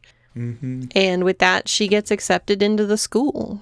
Yeah, and she's like super, super shy, very demure, very all of that. When she's there, like she gets introduced to the rest of the class. She's brought right in, and Madame Blanc is like, would you like to say a few words to the class? Or whoever it is that introduces her. And she's like, hello? And that's about all she's able to muster. Yeah. So, that's where we're at. Like, really confident in her dancing ability and not at all confident in who she is as a person. Yeah, and that's the thing that is, like, actually really interesting, and when you think about it, makes her the perfect shell for any kind of being that's trying to take over that host. Absolutely. Because it's like, if you don't have a person, but you have like all raw ability and physique, then it's like, well, that's not going to be anything to displace that person. I'm going to just like possess this body and like have a good time. Yeah. And Susie meets this movie's version of Sarah, who catches her up on the school and also somewhat the current political unrest. And we get a great scene of a teacher's lounge coven meeting that's just rain and cigarette smoke.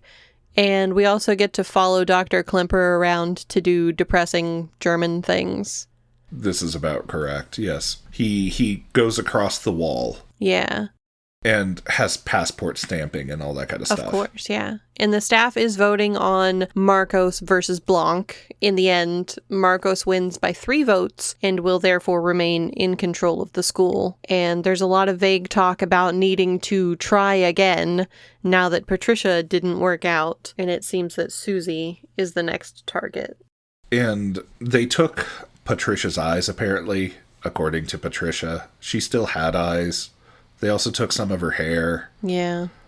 Is unfortunate. We see Susie move into the academy, and Sarah continues to do her best impression of the only sane person in this house full of witches, which I know you don't watch a lot of horror movies, but that's quite a departure for me, a goth, honestly. Susie gets introduced to the other students, all of whom are somewhere between intense artist and probably an occult. And I feel like this is kind of where the movie starts to blur the line between dance and ritual, which is a huge thing that I want to talk about when we discuss both of the movies together. Because their dance class, it feels kind of like a seance with a metronome in the background. I think part of the reason that I took less notes on this movie is because there was enough going on that I just kind of got pulled into it a lot of times. Yeah. That's a really astute observation about the seance with a metronome. That's a really good way of putting it. Because a lot of times, even during the audition, they're like, "No, miss, we do not want music while you dance. We don't like music playing while you dance." And it's like, but I thought that's all dance was about. It was about, like, an expression to accompany music. Right off the bat, they're indicating very clearly that it's like, that's not what dance is to them. Dance is... Yeah, that's not part of it. Dance is very much an expression in and of itself, period. At which point, like, the kind of character, the kind of what they're trying to invoke in the dancing is really its own thing. Kind of like we talked about, the choreography, it's very angular, it's very violent, there's a lot of twisting limbs and stomping. It is so much the opposite of what you think of at like a ballet academy or dance school or something like that, that's all full of graceful and gentle movements and... Oh, that reminds me fluidity. Of a line that was really good from the first one, which was like, "We take in dancers, but we don't teach them how to dance. They already know how to do that. We teach them to express a personality, to express themselves," or whatever the end of that line was. Yeah, and I feel like that's mostly true of any kind of art school, really. They're not teaching you how to do it. They're just kind of refining you and teaching you how to put more of yourself into it. A lot of art school, especially with creative writing or such like that, they are trying to teach you how to get your own voice. And the reason is because your own voice is going to be what you market. They're basically teaching you how do you get a brand going of yourself. When you're trying to get a brand going of yourself, it's like you want to be very individualistic, you want to do your own thing, and you want to be trained in how to do it well, but it's largely refining that. The thing that I think is really interesting about this, though, is that as far as these movies go, if you were just focused on kind of like expression, rather than expressing yourself, but you're expressing something else...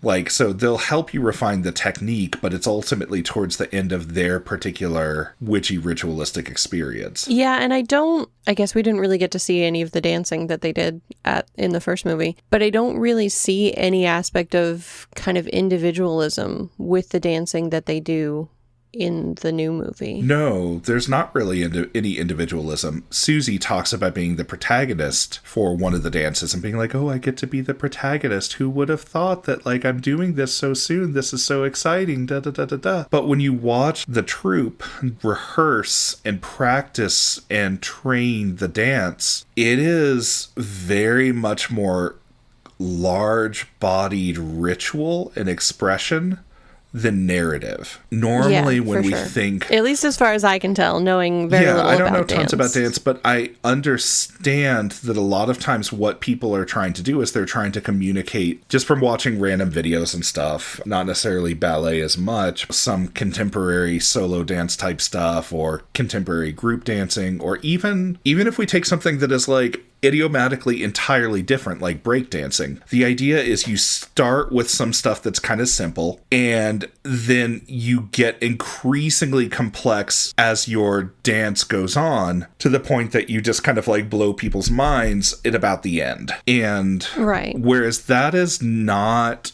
the way these ritual dances really work. There's some really striking things that they do, and it changes and is varied, and there's like development, but I can't pick out a narrative in an arc kind of way. It's not a narrative arc. It's more just raw expression that is thrown at you. And in a way, I think that this is kind of possibly the most occult thing about it, where it's actually like an initiation.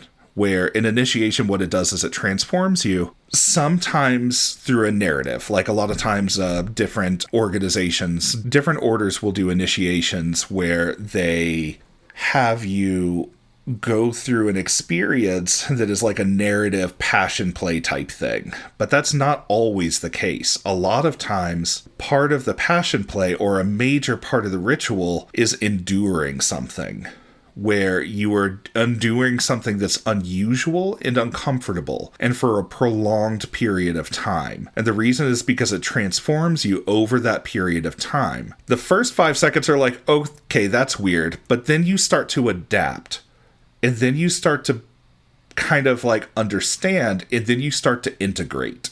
So I think that the expressions of dance are very much that kind of thing, where at first it's really bewildering, but as the dances continue, it's kind of like boiling a frog alive, where you start just kind of understanding it and then start integrating it as like, this is the reality that we're in.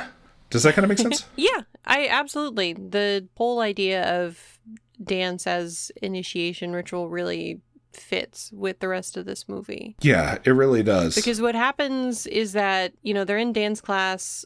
Olga is supposed to take over Patricia's part because Patricia's not there anymore. But she has some kind of a breakdown and says she's going to leave the school. And there's another great line here, and I don't know if you had the subtitles working by then, but as she's storming out, she describes the school as a box of rabies. And is going to pack your things and get the fuck out from this box of rabies!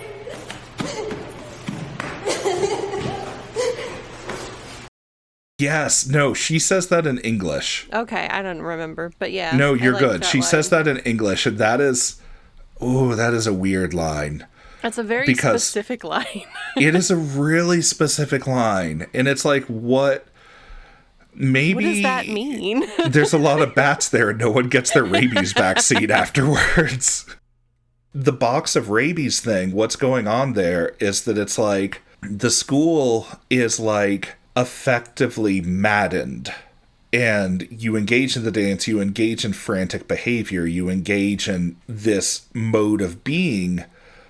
But like rabies, you only realize you have it when you're symptomatic, at which point it is too late to do anything about it. Yeah, I feel like that works as a metaphor. It is an interesting line. You are right to call that out. That is a very interesting line. But Susie offers to take over the role instead. She says that she knows it by heart. Susie starts performing the dance with such force that elsewhere in the building, having stormed out, Olga seems overcome by some kind of unseen force, and her body starts contorting and breaking in sync with Susie's movements. It is ruthlessly physical. Like, there's a part where she, like, pees herself and she kind of, like, vomits out bile, and she's just, like, it is uncomfortably physiological what she goes through. Yeah, her arms dislocate and her bones snap. I think I heard that they did a lot of this with actual contortion. Yeah. And that makes it worse. That's true. It is a distressing scene to watch because the thing that this movie does that the other movie also does is it takes its time with the uncomfortable and lets you sit in it. And by lets you sit in it, I mean makes you sit in it. Yeah, you don't really have a choice. It's definitely got Black Swan elements to it, but also kind of The Exorcist in a way. And it's just a really weird sequence. And Madame Blanc sees this happen, like both sides of it, psychically, I'm sure. And she's like, yeah, perfect. Art. This is exactly what I wanted. And Susie is just like, wow, what a great workout. I feel great. Very unsettling. And then I think that, like, there's also the hook thing. Yes. Do you want me to talk about the hook thing? Which hook thing? There's a couple hook things, I guess. So sorry. There's a lot of hooks in this movie. Yeah, this is the one with Robin Williams. But no. No, so what happens is the matrons of the school, the directresses or whatever, go to where Olga is lying in the middle of this completely mirrored room. It's the same looking room as the one Susie did her audition in. And they approach Olga and they're like, oh, so sad, so unfortunate that you are now decrepit. Well, we need to do something with the body. And then they have these meat hooks with them. Or at least they look like meat hooks. They're like... I mean, they're using them as meat hooks. They're using them as meat hooks. They look like spikes that are curved in the shape of a horseshoe. So they're like talon meat hooks. And they just go stab and like cut under the muscle. And like basically 4 of them all grab Olga and lift her and take her out of a secret door in the room. And it wasn't lost on me that, like, one of them stepped and, like, the trail of blood afterwards, as if it were nothing. This is clearly not the first time that they've had to do this. And they also... Yeah, definitely not. We also see Susie pees in a cup for reasons. And we see a whole tray full of piss cups from all the girls that's being passed around by the staff. And that... I don't really think that comes back. No, that doesn't come back at all. No, the drug testing and stuff is just left completely aside. Or maybe they're just collecting the piss and it's not actually drug testing, but I don't think that's it. They're getting it for some purpose. It could be something that they're just trying to show that it's like the people that are the dancers are required to maintain certain behaviors and lifestyles and are supposed to remain like some level of pure. Okay. I could see that. Yeah, I'm just kind of supposing here. Yeah, maybe. And the staff, I guess, concludes that Susie is going to be a better conduit for them than they understood at first. And so she gets called in for a really weird late night sumptuous meal and also interrogation with Madame Blanc. Yeah, meals are a really interesting thing in this one. There's a lot of meals in this movie. I think Sarah in this movie is keeping in line with her character from the old movie by kind of being the only one asking questions and putting shit together. Don't think she hasn't noticed the whispering in the halls, the missing students, the secret late night meetings, all the blood and incense and everything. And there's this really odd scene where she comes across a few of the staff with a police officer who's come to ask questions. And he's just standing there catatonically with his pants down. And the women are laughing hysterically because a flaccid penis can be a very funny thing. But then you realize that they have out those same hooks that they used on Olga. And so it seems that this may be the last we see of Mr. Police Officer. Yeah, no, so Sarah, lead Susie into that room that is like a secret room or something that like is just sort of like an administrative room. And Susie spies the people, like the different staff members. Yes, it's like there's the stuff with the penis, but it's also like they're removing the guns from the police officers and holding them, and the police officers are just there catatonic.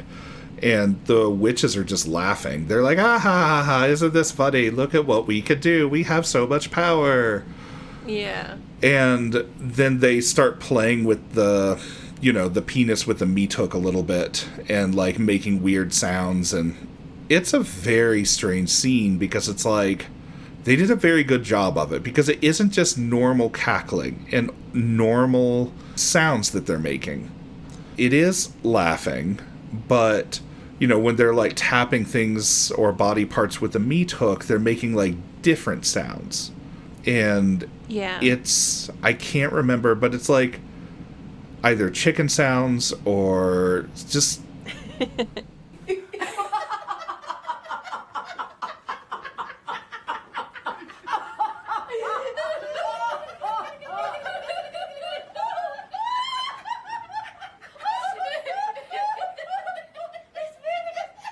Yeah, they're just making like different noises that are just not entirely appropriate with the situation, and it creates a very kind of weird discomfort. But Susie is the only one who sees this. Sarah doesn't see any of that, and Susie says nothing.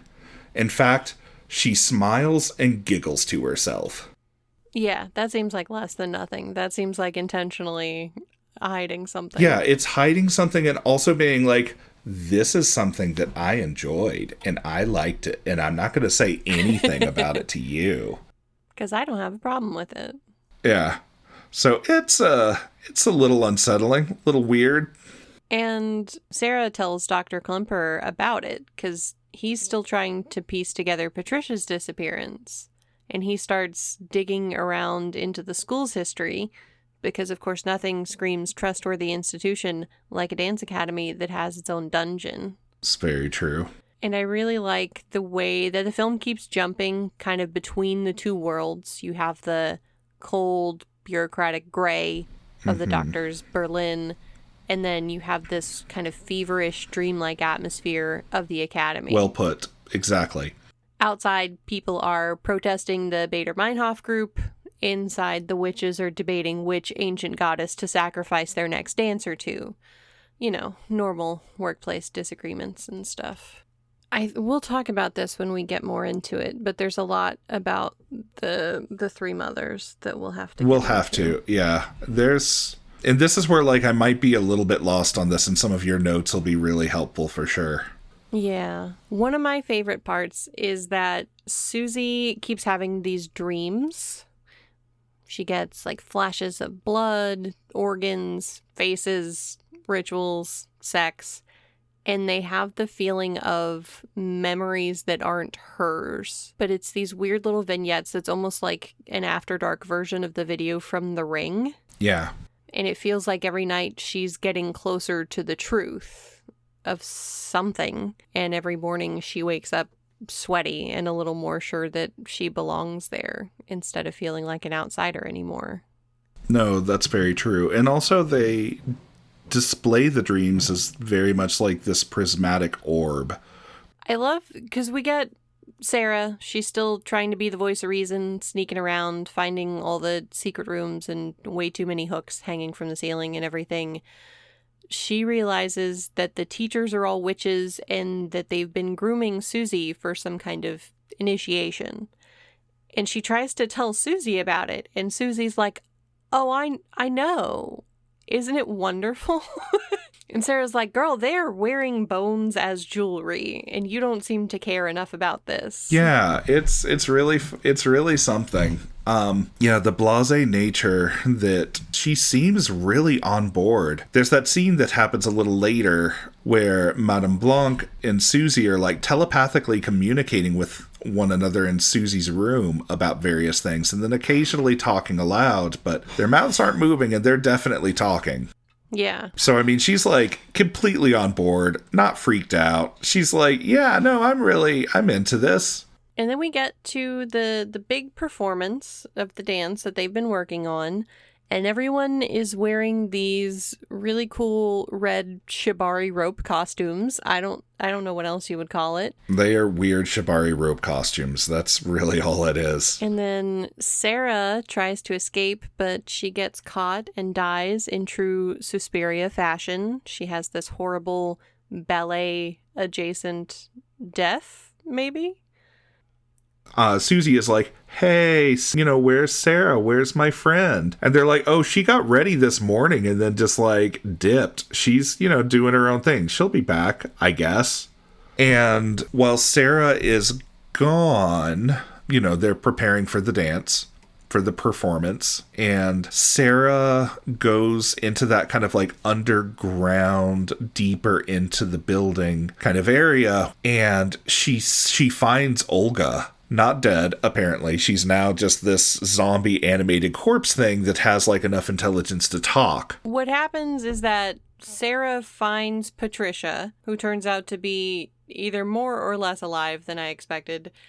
And then she kind of gets chased through the hallways by the crawling nightmare that is Olga. And then trapped, while she's down there trapped in kind of secret passageways, that's when she misses her mark and they start the big show without her. Yeah, she misses her mark and she's in a hallway and like it looks like there are holes in the floor that get wider or shadows or something. And that's how she breaks her leg. Mm-hmm. Yeah, it is a double fracture. It is one of those like compound fracture. There you go. That's the word. Yeah. It is the, oh no, my bone has broken through my skin because it's that bad of a fracture kind of break. Yeah, that's not what you want to see.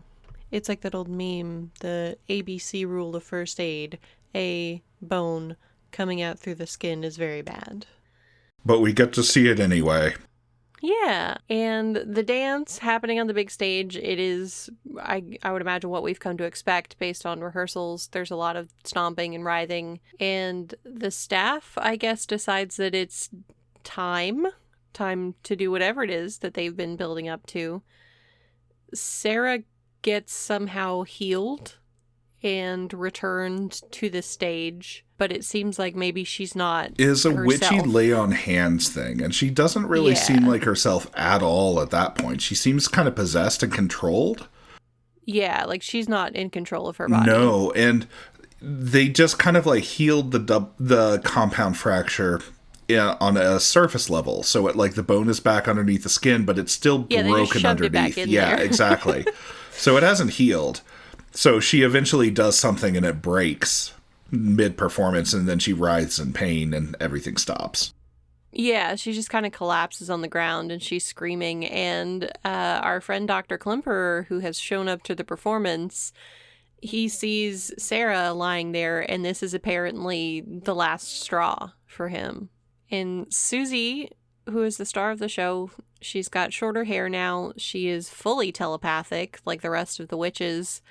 She talks to Madame Blanc in a way that's almost conspiratorial, and the disturbing dreams are taken away from her. There was a really funny moment that I had when I was watching this part of the movie for this episode, where it switched to a quieter scene with the doctor, and I heard what sounded like an ice cream truck in the background. And I was like, did they have the same ice cream music in Berlin in 1977? But then I paused the movie to Google that, and I realized it was coming from outside on my street. That's really funny. I think this movie could have used an ice cream truck break. Mm-hmm. I think that's very fair. And then we get this really sweet scene where the doctor reunites with his missing wife, only to find out that it was a dream or a fantasy or some kind of vision that was given to him by the witches. The witches were like, yo, I am your wife, actually. Or rather, your wife is actually me. I'm a witch. And you've been horrible and follow me. Yeah, they just kind of pop out and abduct him, drag him away into the bowels of the school where nothing good can happen. Earlier, they had agreed to make him a witness to their ritual. And I don't know enough about rituals to know why you would need a witness for any purpose, or if that's just for fun. Legal reasons. No, I will say that in certain orders, they will have papers that people sign that try to give some manner of legal protection to the people going through the rituals. So, for instance, if you're going through an initiation and the initiations that the organization has are kind of like occasionally dangerous in one way or another, or have something that could go wrong, then for legal reasons, they will have a document to protect themselves and be like, hey, so like, I know that if I go through this experience, the following things may occur. Mm-hmm. And then you'll have a witness who is literally a non-member of the organization sign this and look at you like a fucking lunatic. It's like, hey, can you sign this paper for me? It's some barista or something, and they're like, okay. And then they read through it and they're like, sure, buddy.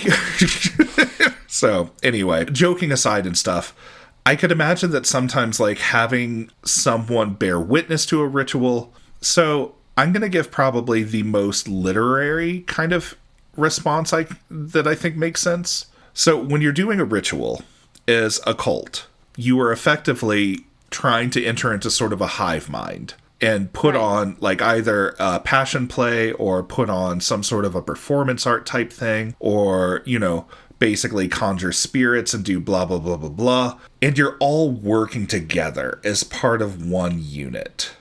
You're all trying towards the same end. It's not like, hey, let's you know, separate off into breakout groups and all do our own rituals. It'll be great, guys. And then we'll reconvene at the end. It's like, no, we're all in this together. We're all doing this same ritual. Yeah. So with that said, it's like the way that the witness comes into play is like that massive unit of cult is the self. Having a witness is having the other participate.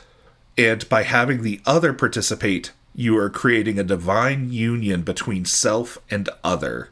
The other person is receptive to something they know not of, and something that you are profoundly aware of. And it's through that kind of like union that you're able to kind of bring about things that you would not be able to normally. Okay. So that's my kind of like ad hoc literary response.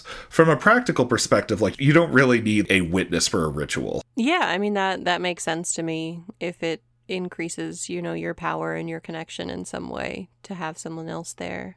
Yeah, it's having someone else there that doesn't normally participate in it, that is like, oh god, this is true. And there, to wax philosophical for just a second, I'll try and be quick about it. So, like, you have the self. The whole point of a lot of Western ceremonial magic is union between the self and the other.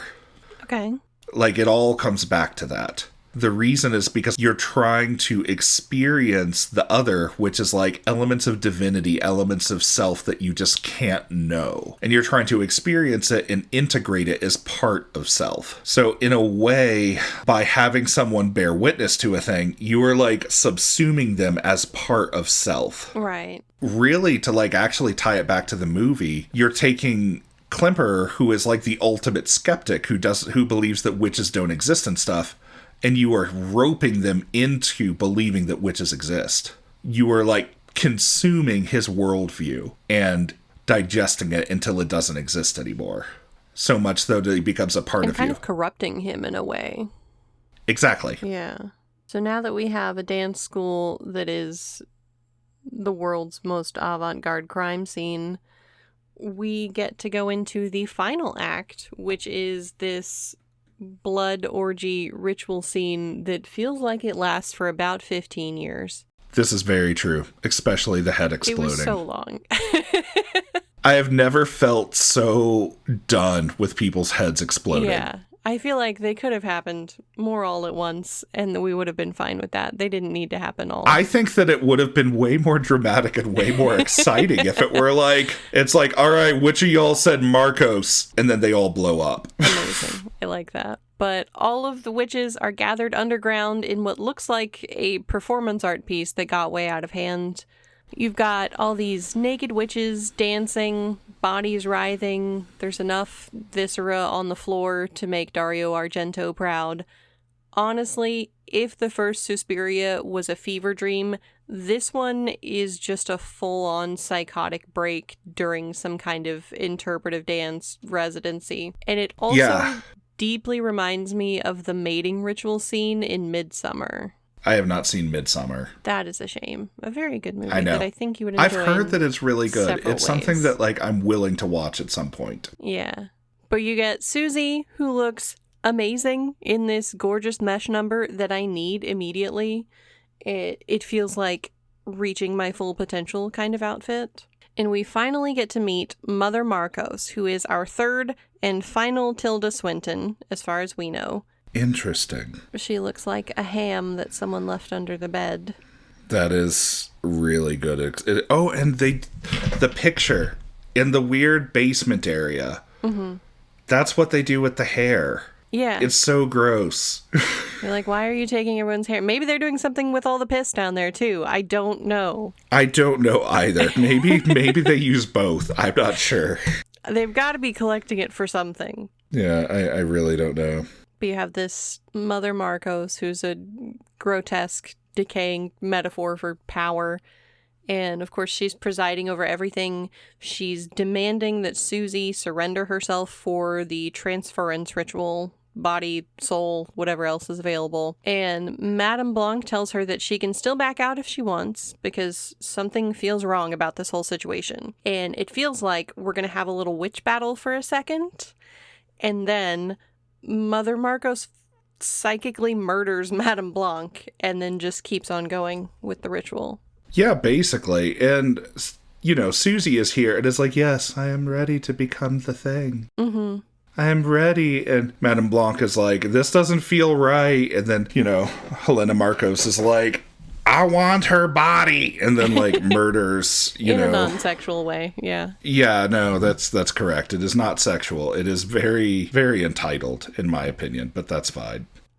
And our sweet little Mennonite Susie, she starts talking in this really calm, measured voice that kind of makes all the hairs on your body stand up. And she says something like, For whom were you anointed?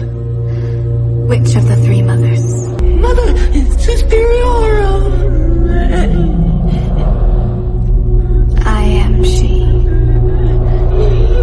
And everyone realizes this girl is not the vessel. She's the thing that they've been worshiping this whole time. So the lighting here kind of switches to red in a way that feels like a conscious callback to the original movie. So yeah, we see that Susie is not a victim. She is actually Mother Suspiriorum, the mother of sighs, one of the three ancient mothers herself, and she is pissed. She calls forth this really terrifying kind of skeletal form of death that I really like. It looks intense. like It's intense. Yeah, it's like a literal demon made of dust and shadow and kind of walks around the ritual room touching people on the forehead and exploding them like blood-filled water balloons. And it basically, like, it's not like just wantonly going around and exploding things in fast motion. It's more like it'll be a callback to this scene earlier in the movie where it's like, okay, so who do you vote for, Marcos or Blanc? Mm-hmm. And, like, if they voted for Marcos, they get head exploded. And if they voted for Blanc, then they get ignored. Yeah. And, like, it's a direct callback very explicitly because it'll do, like, a mugshot of, like, a given person and they'll be like, Marcos! Yeah. And then...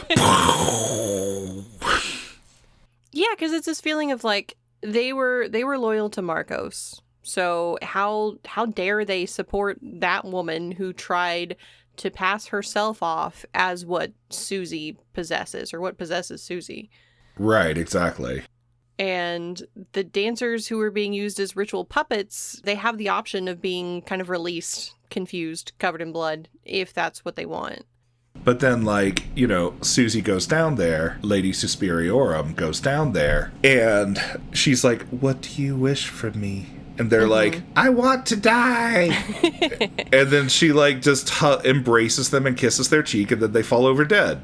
Yeah. And the first one is like, okay, well, that's a move. The second one is like, well, okay, I understand, you know, the consistency here. Y'all feeling this. And then it happens a third time. It's like, okay, I guess you all just want to die. You're all kind of bandwagoning this. That's fine, but, like... It's basically like cake or death, except there was a run on death instead of cake. Yeah, it's kind of a bummer. I don't know. I mean, you're dealing with, like, a very weird aspect of your reality shifting. So maybe you're like, you know what? I guess. I mean, to be fair, that is incredibly Lovecraftian. It's like, I have grappled with the unknown at this point, that which is beyond the veil. And I just want to fucking go back to sleep. I do not want to live in this world. I don't want to live in a world where witches are real and they've been trying to kill me or control me this whole time. It takes a long time to go through because there's a lot of council members. A lot of people. And they all voted for Marcos. Yeah. Which I don't understand, because she only won by 3 votes. How are there so fucking many of them? Well, there's a lot of them. There's just a lot of cultists. That's what they do. They cult together. It's a really cathartic kind of cleaning house, and it is a really cleaning house kind of thing. Like the full length of this song, basically, which is like 4.5 minutes. And there's also cultists that just keep dancing, and it's like, go you for really ecstatically dedicated. Dancing like an insane person. This is the best. And it's exactly like Lovecraftian stuff should be, where it's like the cultists are dancing and then weird stuff happens. They don't all stop. And then once the literal and metaphorical dust settles, Susie, or whatever ancient deity is now renting her body, walks among the survivors like she's doing post-performance notes. She's really calm, she's very powerful, and while clearly not human anymore, she is also not exactly malevolent. And it's that same eerie energy of the Hereditary ending, which you haven't seen, where you're like, well, I guess they're happy, so good for them. Yeah. And we cut to Dr. Klemperer, our poor, emotionally constipated therapist man, who is now wandering through Berlin trying to make sense of everything that he's seen. And now the dance academy is quiet, kind of peaceful. The teachers and students that are left kind of go about their day as if nothing happened. The walls have literally and metaphorically been washed clean. And then, like this movie wasn't already doing the absolute most, we do get an epilogue. Yeah, I got to Act 5 of this movie because this movie is divided into acts. I was like, sure. Oh, it's Act 5. Like, we're gonna go the distance. This is it. This is it. And then it's like an hour and a half in or something like that, or an hour and 40 minutes in. It's like, oh, we have a long ways to go. Quite a bit more doing here. Because we get Susie, who goes to Dr. Klemperer in her full Mother Suspiriorum form, though she is dressed a little more conservatively. She sits down with him. She's kind of calm and sad, and she reveals to him the truth about his missing wife, Anka, that she did not survive the war. And the memory that he's been clinging to, or this idea that she escaped, is not real. And then Susie shows him that memory. She gives him a version of Anka's final moments. A quiet, merciful lie so that he can finally let her go. Well, yes. I didn't take it quite that way. Like, the way the lines landed for me at the epilogue were like, she was basically like, this was her final memory and her final thoughts were of you. And this romantic kind of thing when the first time you held her hand and took her to a concert and stuff. But then Susie is like, I'm going to grant you the grace of not remembering any of this. Yeah. You are not going to remember anything dealing with the dance hall. You're not going to remember anything about me. You're not going to remember anything about Anka. You're not going to remember anything about anyone. Because you should not be bearing the shame of this any longer. Yeah. And then she, like, basically gets up and walks away. He has what looks like a seizure. And then his, like, nurse aide comes in and is like, oh, Klemperer, are you okay? And he's like, who are you? I don't know what's going on anymore. Yeah, I feel like erasing his memory is either an act of compassion or just a really intense HIPAA violation, because he forgets all about Patricia, he forgets all about all of his work, everything that he's done in the last 30 years since the war. I don't know that he forgot, like, his work, but he forgot Patricia and forgot Sarah and forgot Anka. And then we get to see his old house, which is full of new life and sunshine for the first time in this movie. And we kind of see that the world moves on. And that's just really how it ends. The world moves on, but also, like, there's still the engraving on the wall of, like, Anka and Yosef. Yeah. Like, it's faint, but it's, like, still carved on there. The heart and the A and the J. So it's kind of cool that it's like even those who are the last who would remember, even when they forget, the artifacts that we made still get left behind. And even, someone could look at it and have no real idea of what it means and what all is behind it. So, what does this mean? What all is behind this movie? Yeah, Before we dive into kind of comparing and contrasting the two versions, I think it's worth trying to sum up what Suspiria even is. On paper, it sounds kind of simple. You have a ballerina, goes to some fancy European dance school, discovers that it's run by witches, and then things get kind of messy. But overall, my opinion is that Suspiria, either version, is less about what happens and more about how it feels. So, for context, the original Suspiria came out in 1977. It was written and directed by Dario Argento, who was already a big deal in Italy for his pioneering work in giallo cinema. It's kind of like a horror mystery hybrid where the plot matters less than the mood. There's a lot of murder mysteries that kind of function on dream logic. There's a lot of dramatic lighting and enough fake blood to paint the front of a dance academy. I kind of love that. That sounds really great, to be honest. Yeah, you might enjoy some of it. Argento wrote Suspiria with his then partner Daria Nicolodi, who based part of the story on a real experience she said she'd had at a Swiss dance academy that secretly practiced the occult. Which is one of those moments where you realize we just glossed over something absolutely fucking insane, and there was no more context provided for that. Huh. Like, I can't imagine watching Pan's Labyrinth with somebody and they're just like, oh yeah, they based this on something that happened to me. Like, I need some more explanation. Yeah, a little bit. It's like, hold up. This is the... And the production of the movie itself was chaos in the best possible way. Argento wanted to shoot it like a dark fairy tale, so he used Technicolor film stock. He cranked those lighting gels up to 11 so that every room looks like it's lit by a haunted lava lamp. The actors were told to play their roles as if they were children in a nightmare, which is part of the reason why the dialogues and movements feel slightly off. That's true. Especially stuff where it's like Olga being like, you know what they say about women who have the letters S at the beginning of the name? They're snakes. And then it's like, and then like Sarah sticks her tongue out, and then like Olga hisses, and they go back and forth. And it's like, this is deeply uncomfortable. Yeah. And like we said, they had the Italian prog rock band Goblin doing the music for the movie. They finished it before they even started filming, had it blasting on set so loud that they couldn't hear cues.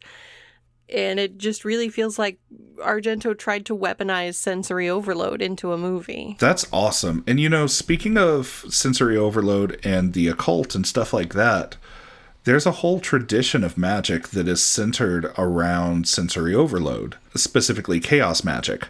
And the whole idea behind it is that, like, they look through old grimoires, they look through a bunch of stuff, and their conclusion is, bam, altered states of consciousness. That is what makes magic work. And by altered states of consciousness, what that entails a lot of is in, you know, sensory overload. Go through an experience with that is also a different state of being that allows you to access different parts of your consciousness and awareness that you normally would be able to, which would allow you to bypass the psychic censor to embed certain thoughts and processes into your psyche to allow your mind and body to act on it in a subliminal way to affect reality. Reality not being objective reality, but reality being experienced reality. Yeah, whatever you're experiencing at the time. And so old grimoires where, you know, even those they were able to identify as like altered states of consciousness. And the reason is because it's like you have the Lesser Key of Solomon where you're summoning spirits or like demons or various things. And these are Christian grimoires that are giving you instructions. And it's like, why are we summoning demons? Why are we going about it this way? Why are we trying to like get absolutely paranoid and terrified? And it's like, that's the point. The point is to be so paranoid, so terrified, so scared shitless about the whole operation you're about to do that you're able to bypass normal, mundane, real consciousness and step into something entirely separate. You enter like almost a whole other plane of existence. Exactly. In a way. Exactly. So it's like I think that that's actually really cool and makes it very magical in a lot of ways, because it's like you are forcing people into this altered state of being to produce art. It's like you're only going to get weird stuff out of that. Yeah. And I think that's the point. That's great. Yeah, I love that about it. And I think when the movie premiered, critics were very divided about it, understandably. That's fair. Some called it a masterpiece of style over substance. Others thought it was just a 2-hour migraine, which is bullshit because it's barely over 90 minutes long. This is true. It's feature length. It is not 2 hours. Yeah, it is 99 minutes. You did not minutes. get head flunkered by that movie anyway, yeah, so stop it. It was banned in several countries for its violence and heavily censored in others, but I feel like that only made it more of a cult classic. It is now considered one of the greatest horror films of all time, and I think largely because it feels like a dream that you can't wake up from. Yeah. What do you think, so sigh, why sigh as opposed to shadow, as opposed to tears? As far as the title goes, why do you choose to have, the Witch of Sighs? So, Mother Suspiriorum is meant to represent sorrow. Sorrow. Okay. Yeah. Because you have sorrow, darkness, and tears, basically. Yeah, the Lacrimae one is mourning. The witches are based on Thomas de Quincey's Suspiria de Profundis. The profound sigh. Yeah. I did not get hugely into the lore on that. I like this. This summary says, the trilogy consists of the 3 movies following various protagonists as they confront the witches in their respective architecturally cursed homes. Architecturally cursed. That's that excellent. Seems like a pretty accurate description of what's going on here. So we fast forward 40 years, and Luca Guadagnino, best known at the time for Call Me By Your Name, if you can imagine, which I'm assuming you also haven't seen. Yeah, I have not. Decided to take on the Herculean task of not just remaking Suspiria, but reinterpreting it. Where Argento's version was a sensory fairy tale, Guadagnino's is a historical trauma text. Berlin in 1977, divided by the Cold War, filled with guilt, repression, and fascist echoes. He didn't want to recreate the original's hyper-saturated visuals, so instead he went for muted tones. There's a lot of browns and grays and the color of old paper, which really feels like a personal attack on anybody who likes serotonin in their movies. Yeah. Sepia. Yeah. And Guadagnino has said that he sees his Suspiria not as a remake, but as kind of a cover version. Like how a musician might take a same song and give it a completely new meaning. It's still witches and dance and blood, but filtered through a lens of political violence, female rage, and spirituality and rebirth. I think that's all very correct. Sorry, go on. Yeah, as we discussed, he also casts Tilda Swinton 3 times, because why not? She gets to play the dance instructor, the coven's leader, and the elderly male psychiatrist. Yeah, she plays a Tilda Swinton of roles. Oh, very good. Thank you. When the movie premiered in 2018, audiences were just as split as they'd been in 77. Some critics called it brilliant and emotionally devastating. Others said it was pretentious nonsense that desperately needed an editor. Either way, I think it solidified Suspiria as one of those rare stories that can be endlessly interpreted, a film that seems to mutate every time someone looks at it. So that's the groundwork. We've got 2 movies with the same bones and very different blood types. And that brings us to the fun part, where we get to talk about the bigger themes and see kind of how they ripple out into other films, into existing mythologies, and to some extent even into our own weird little lives. I feel like both movies are about control, transformation, and female power, but they take such wildly different paths to get there that they almost feel like mirror images. Argento's film is about a young woman being devoured by mystery and danger, and Guadagnino's is about a young woman becoming it, which is pretty cool. She becomes it, but honestly, in a way, I feel like she was also devoured by it. Yeah, and I do feel like both movies are kind of obsessed with this idea of transformation. Very much so. Yeah, in the sense of like art and of women, of flesh itself. And it's kind of, I don't want to say dancing around the question, but like it's kind of dancing around the question of whether transformation is more of a curse or something more like a calling almost. I think that in some ways with some of the imagery, it's actually something that is like, it's blurst, if you will. It is a blessing Yeah. and a curse. And both of the movies are about art, they're about dance as kind of a form of control and transcendence. In the first movie, dance is kind of incidental. The school is a front for witchcraft. The ballet is just kind of a pretty cover for that, to hide the horror in plain sight.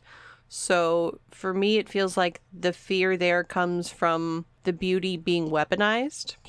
And then it's almost like it punishes you for enjoying that or for wanting that.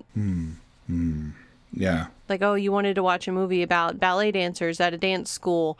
They're going to dance for like 2 minutes and everyone's going to get brutally murdered.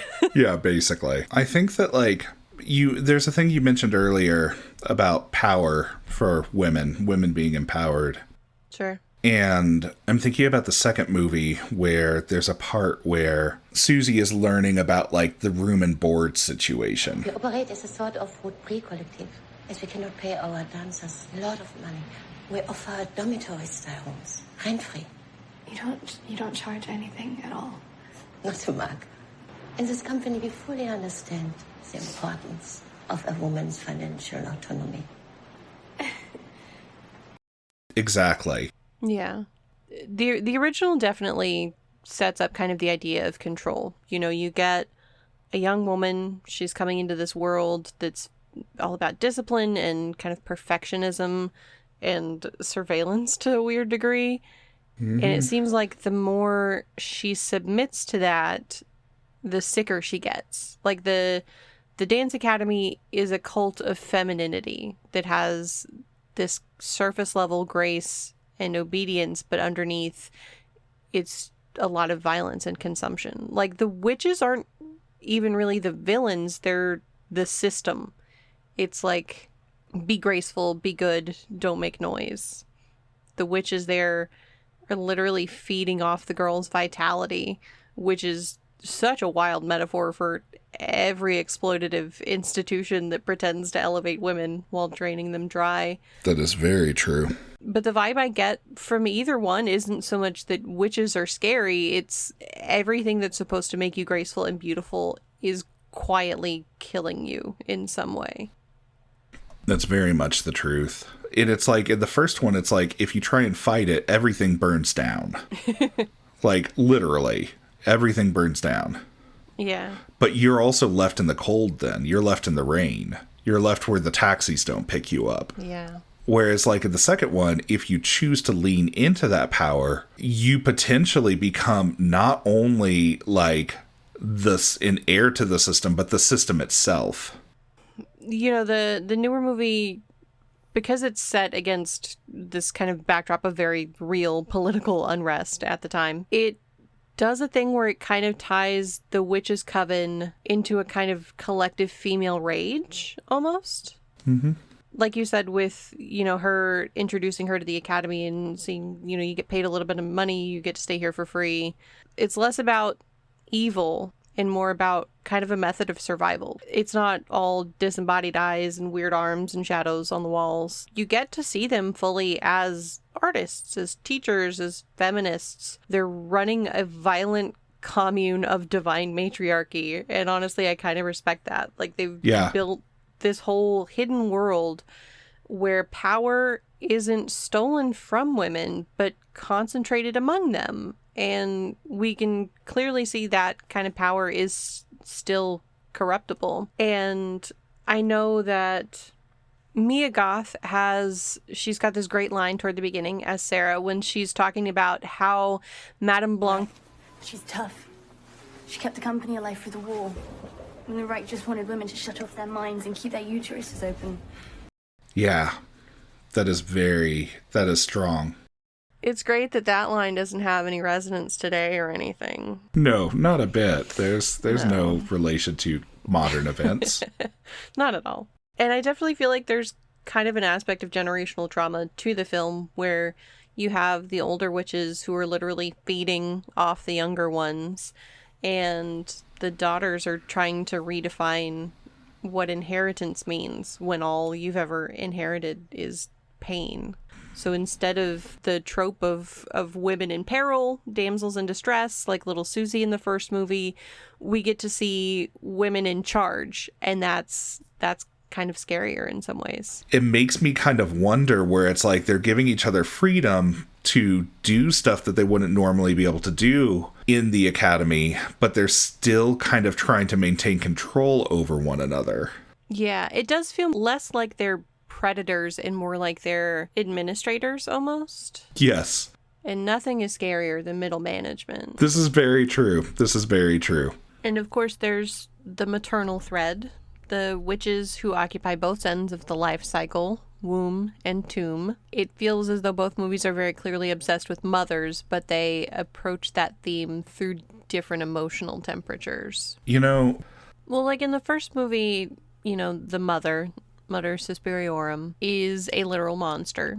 She's this shriveled corpse queen that you destroy with a sharp object so that you can escape. Okay, fair. And the whole idea of motherhood is expressed as kind of a process of possession. It's something that consumes you, that consumes the child whole. And then in the second movie, motherhood is something more complicated and in its own way more disturbing. Yeah. It's love and annihilation at the same time. Like, instead of Susie killing Mother Suspiriorum, she becomes her. And the act of rebirth here is bloody and sacred and very unnerving. Where we might have been expecting some kind of Madonna and child archetype, instead we get this cosmic horror of postpartum bonding. Yeah. I was going to ask, did you write down the quote of what was on the wall hanging in Ohio in the Mennonite land?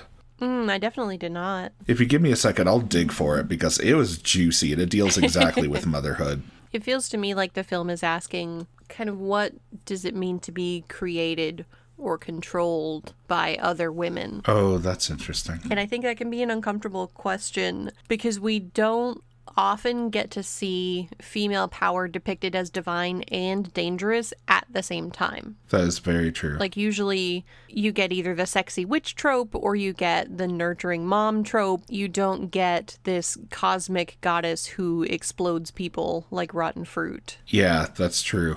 There's something really deeply unsettling about seeing maternal power depicted without apology. And here, it's like, okay, what if your mom was God and somehow also HR? Oh my God. Yeah.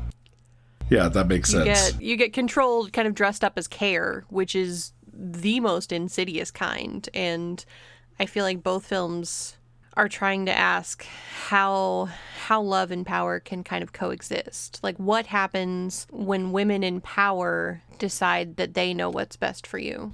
I found the quote from the beginning of the movie. It's at like timestamp 709 in the version that I'm looking at. And it's a cross stitch and it reads, "A mother is a woman who can take the place of all others, but whose place no one else can take."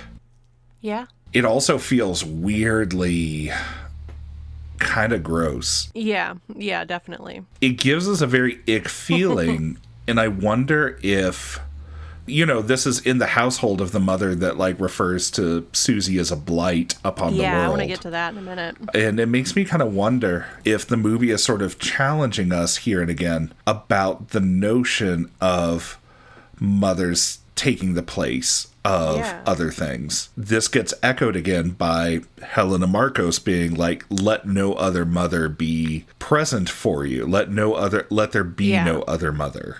The idea of having just one that is basically no one takes the place but this one person is this really weirdly codependent thing.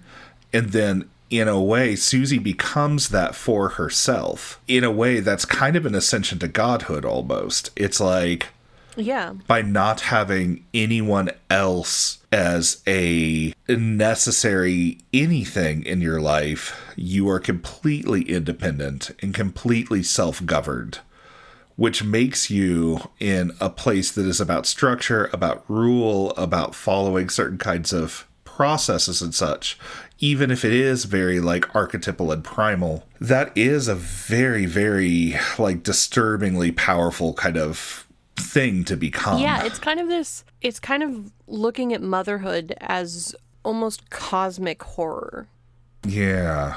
It's not necessarily the idea of motherhood of baking cookies and folding sheets and everything, but the kind where you gave me life and now you're going to feel the ripple effect through all of eternity.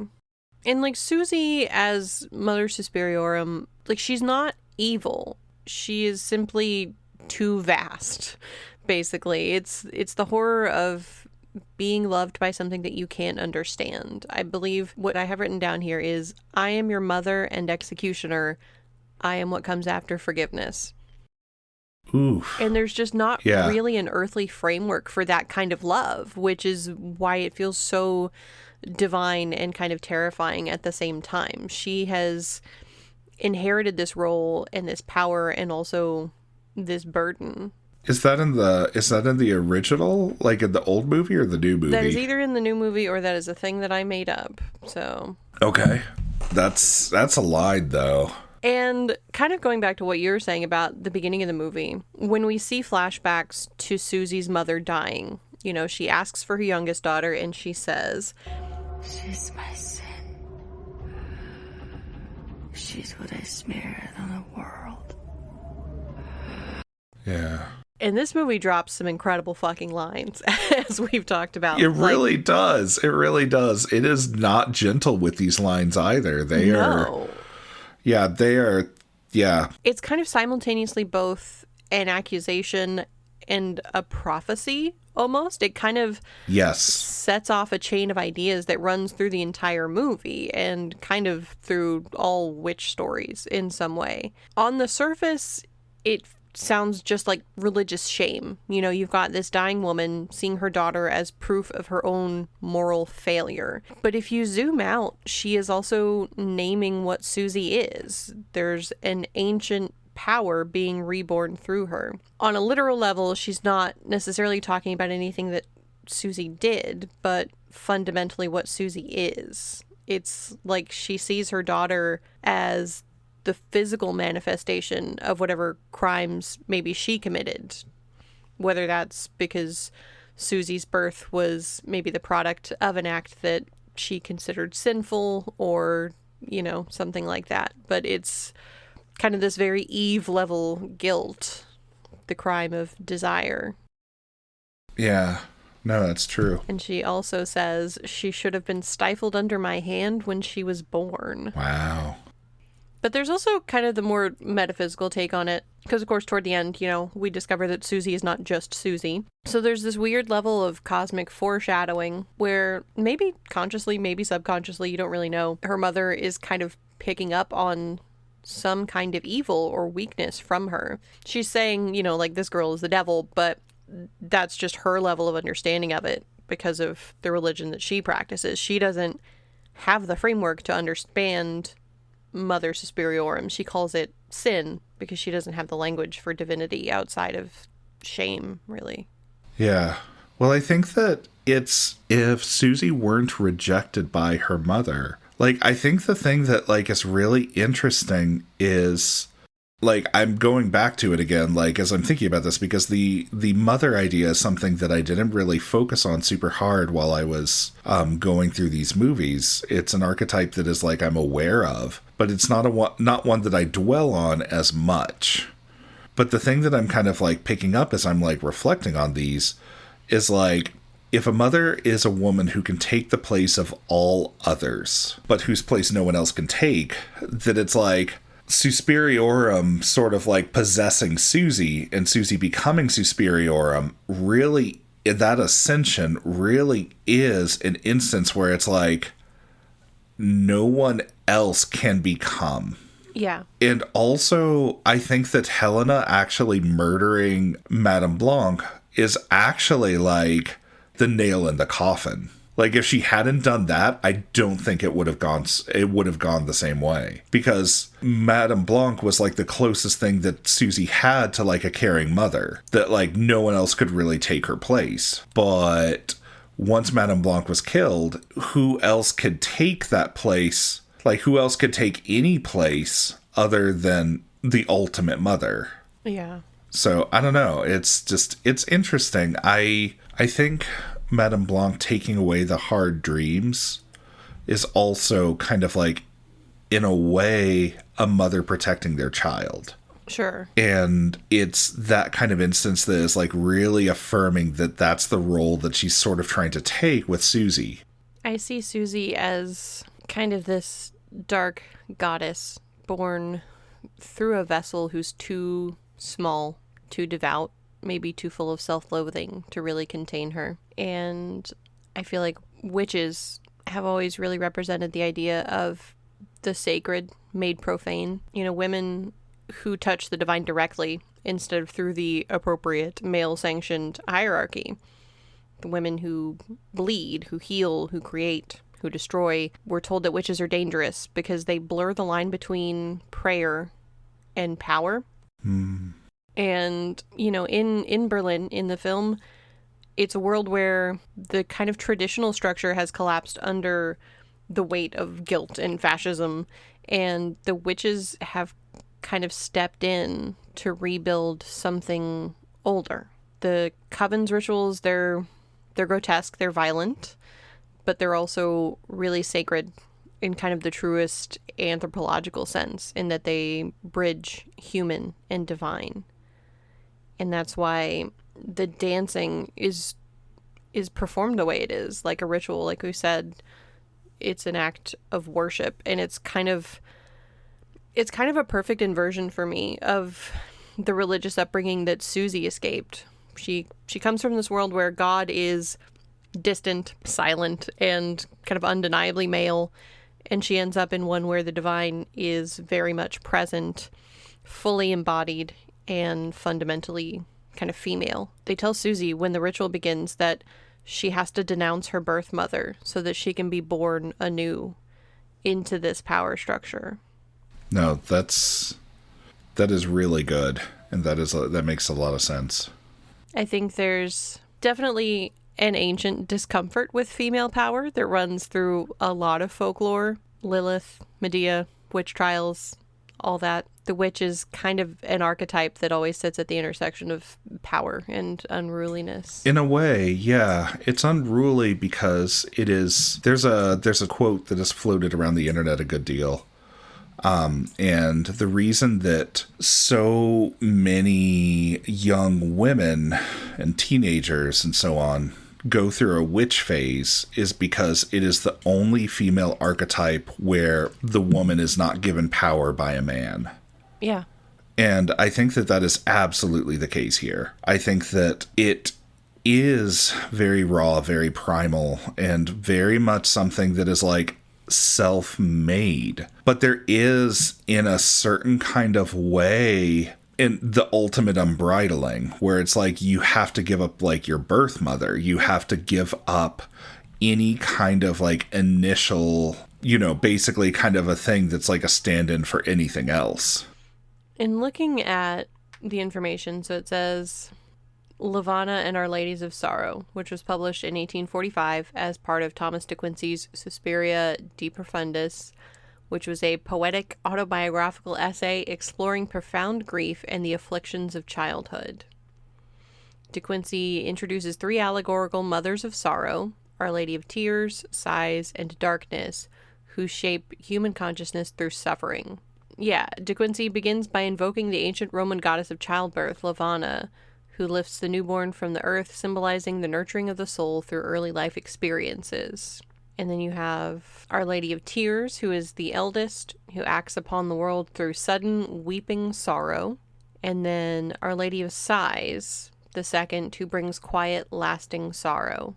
And then lastly, Our Lady of Darkness, the youngest and most terrifying, who governs deep despair and dreadful mental anguish. But yeah, they're meant to be comforting and cruel, divine embodiments of suffering. And there's this weird little scene. It's about an hour into the movie. It doesn't get spelled out, but Madame Blanc is in her room.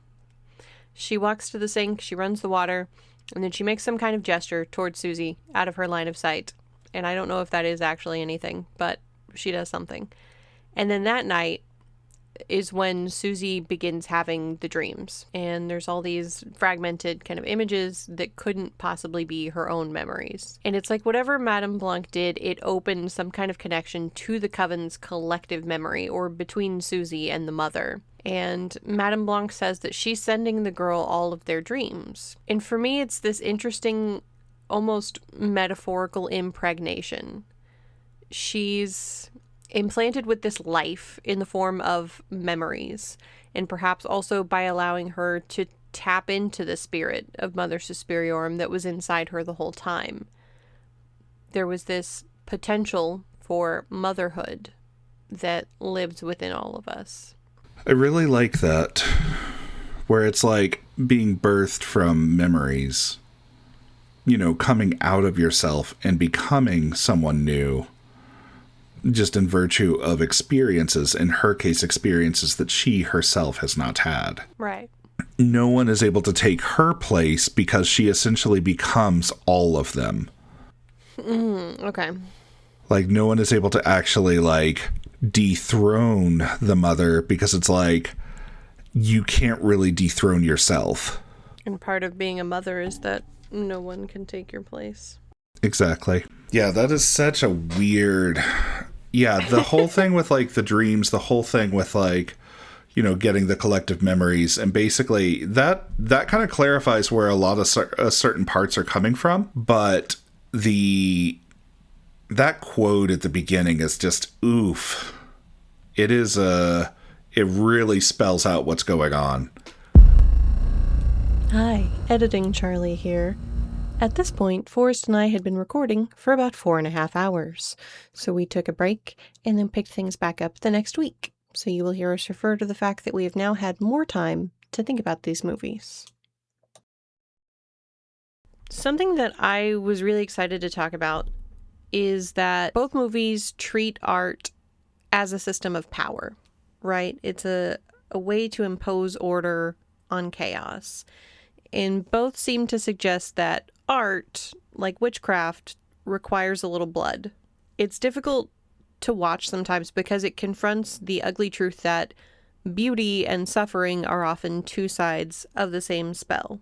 In the original film, you get basically like this painter's fantasy. You have color and geometry dictate the emotion in the room.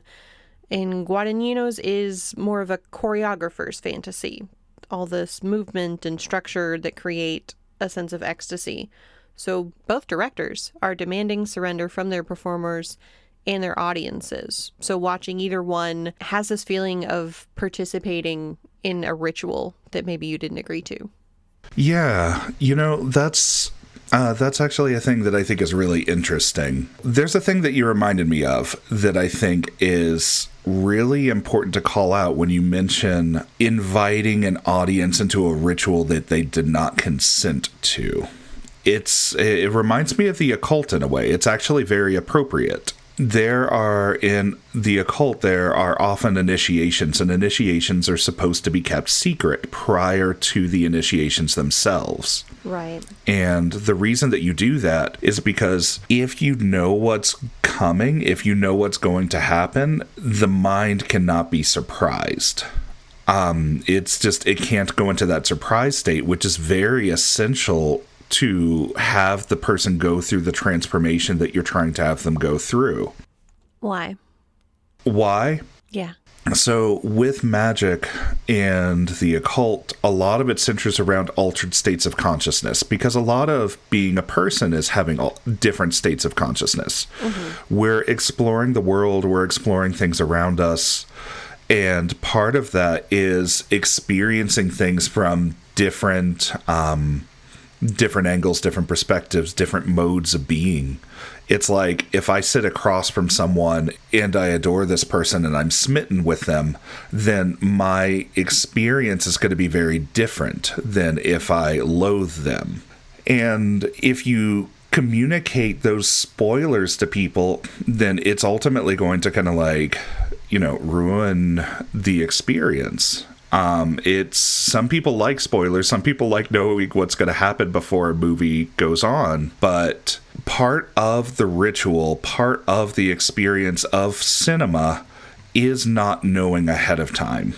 It's like with rituals, with initiations, with cinema, how do you handle consent? You can potentially do kind of a trigger warning and be like, hey, this movie is, has such and such rating. It's going to include such and such things. If you don't consent to it, then don't go. Mm-hmm. And likewise with initiations. But I think that ultimately at the end of the day, you still have to allow for, Suspense. Surprise. Yeah. It's actually funny. Something that I talked about kind of in the outro of the last episode was I was recommending, documentaries that we could watch, that people could watch that were similar to the movie we talked about. And one of them is a really great documentary whose name I don't fucking remember right now, but it was a really great documentary and I recommended it and I was like, okay, it's about like family secrets and identity and memory. I will warn you that I did not finish this movie. By the time I got to the part where they revealed that the big secret was that this child had been molested by their parents, I was like, okay, I'm done with that. And so on some level, I respect the inclination towards suspense. You wanna have this mystery kind of unfold, but also, had I known that was going to be what was revealed, I would not have started that movie. So I think sometimes you have to balance those things. Yeah, that's really fair. I mean, it reminds me of the website Does the Dog Die? Exactly. I need one of those. Some of those. Yeah. Sometimes we need something like that in order to like really safeguard ourselves against the things that we're not willing to deal with. And I say like not willing to deal with, like it's some kind of like you have to be like strong and deal with it and blah. And it's like, no, we're all at different places in our personal journeys of like working through stuff. And some things are just not appropriate for us at different points in our lives. Yeah. Sometimes that's just not the kind of day I want to have. That's fair. Today, in my day, I do not want child molestation. Yeah, I will voice the controversial opinion that I am anti-child molestation. Yeah, I mean, a lot of people get on a lot of edges. A lot of people get real, anti-child molestation when there's a child molestation and can't. Okay, we're done. I'm done. Anyway. But yeah, I think that with blood, with stuff like that, from like a philosophical perspective, like philosophy of art kind of thing, it's like, how do you basically give someone your intended experience that involves surprise and simultaneously also kind of like ask their permission and make sure that you're not violating anything in doing so without spoiling the surprise? It's such kind of a pickle of a thing. Yeah. We don't have to move the conversation in this direction, and I might cut this, but I am curious as to how you approach that also in like a BDSM sense. That is such a juicy one. Yeah. No, I know exactly what you're talking about. Because it's a very similar It's a super similar structure. And like with fear play, for instance. So like I did a knife scene with someone a while ago. And It was a really spicy knife scene. It was really fun. But the thing that was kind of like rough about it is that it's like, I think in that scene in particular, the thing that made it kind of okay, where it's like, the whole thing is you want them to not trust you for a period of time, but also still trust you to know that it's okay, but also kind of freak out. And it's a really tricky balance to kind of walk. And I think that like the person I did it with, she was saying the thing that like really kind of made it okay, and let her know that things were fine, were ways that I distributed my weight, ways I did certain things with like just a certain level of precision that let her know that I was still in control. That you were still holding back in some way. Exactly. Yeah, absolutely.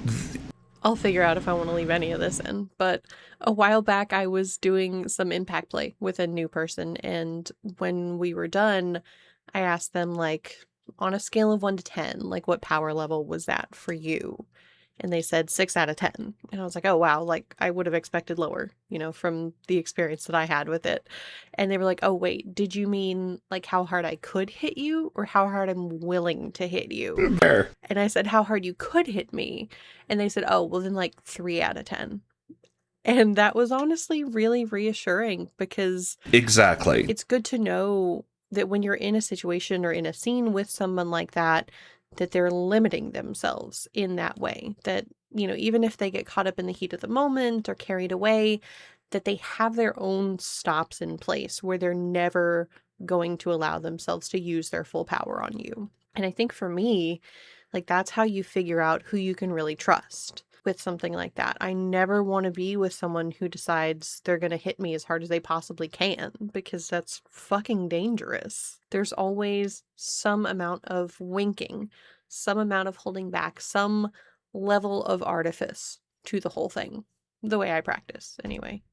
Yeah, and I think that there's a little bit of that where maybe with cinema, there is sort of a contract between the audience and the director, the actors, all that kind of stuff, that they're not going to like literally jump out of the screen and like attack you and make you bleed. Yeah, or like there's to return, unfortunately, like if a movie is going to have a child getting molested, like you're not going to have to literally watch that happen. Like there's going to be some amount of like fading to black or implication. The movie is not going to actually make you witness something like that, even if just for like ethical reasons, because you can't make an actor do that. Absolutely. And that's one of the things that I think is actually really beautiful about tropes in a way. With tropes, there's actually kind of a thing with consent where you're basically invoking a contract between the audience. Yeah. And as the audience, you're like, okay, I'm prepared for that. I think that if the movie started with the head exploding, we wouldn't have signed up for it. We wouldn't have had a contract invoked about blood. Yeah. To go back to the BDSM comparison, it's like, like the audience can call red. They could be like, I'm done. Yeah. I think that that's kind of a similar thing with like, does the audience consent for the blood? And if so, what do they do about it if they do not? And it's like, they have to call red. That being said, like the movie goes pretty hard. Like Olga gets, completely like turned into a pretzel. Mutilated. Which honestly is a little worse than head exploding kind of stuff. I mean, not like as far as mortality goes, but yeah, it's definitely like more visceral and takes a lot longer. Yeah, it's true. So in your opinion, like what do you think cinema is supposed to do in these kinds of situations? What do you think like makes it acceptable? I don't know. I mean, that is kind of the point of this podcast, is trying to figure out like what makes somebody call red on a certain movie or a certain part of a movie, and for somebody else it doesn't bother them at all. And trying to figure out like where are those limits, and what do the places where those limits show up kind of show us about ourselves. There are very, very few movies that I have had to turn off in the middle of and just be like, absolutely not, I'm not watching this movie, and never gone back to. And those 2 movies are, one, August Underground's Mortem, which is a very low budget indie movie about this couple who goes on like a spree of kidnapping and torturing and murdering people in their basement. And it was made on like a $6,000 budget with a camcorder that I'm sure they rented. And that aspect of it was too realistic for me. Like, it is supposed to be some kind of found footage, shaky camera. It just felt too much like a snuff film to me, because these are not professional actors. They're not, doing a good job of acting or anything. And the footage is so low quality, and everything is just kind of, nothing is well shot or well choreographed or well staged. It just felt too realistic to me, and I couldn't do it. Might be willing to go back to it someday for this purpose, but otherwise I couldn't handle it, honestly.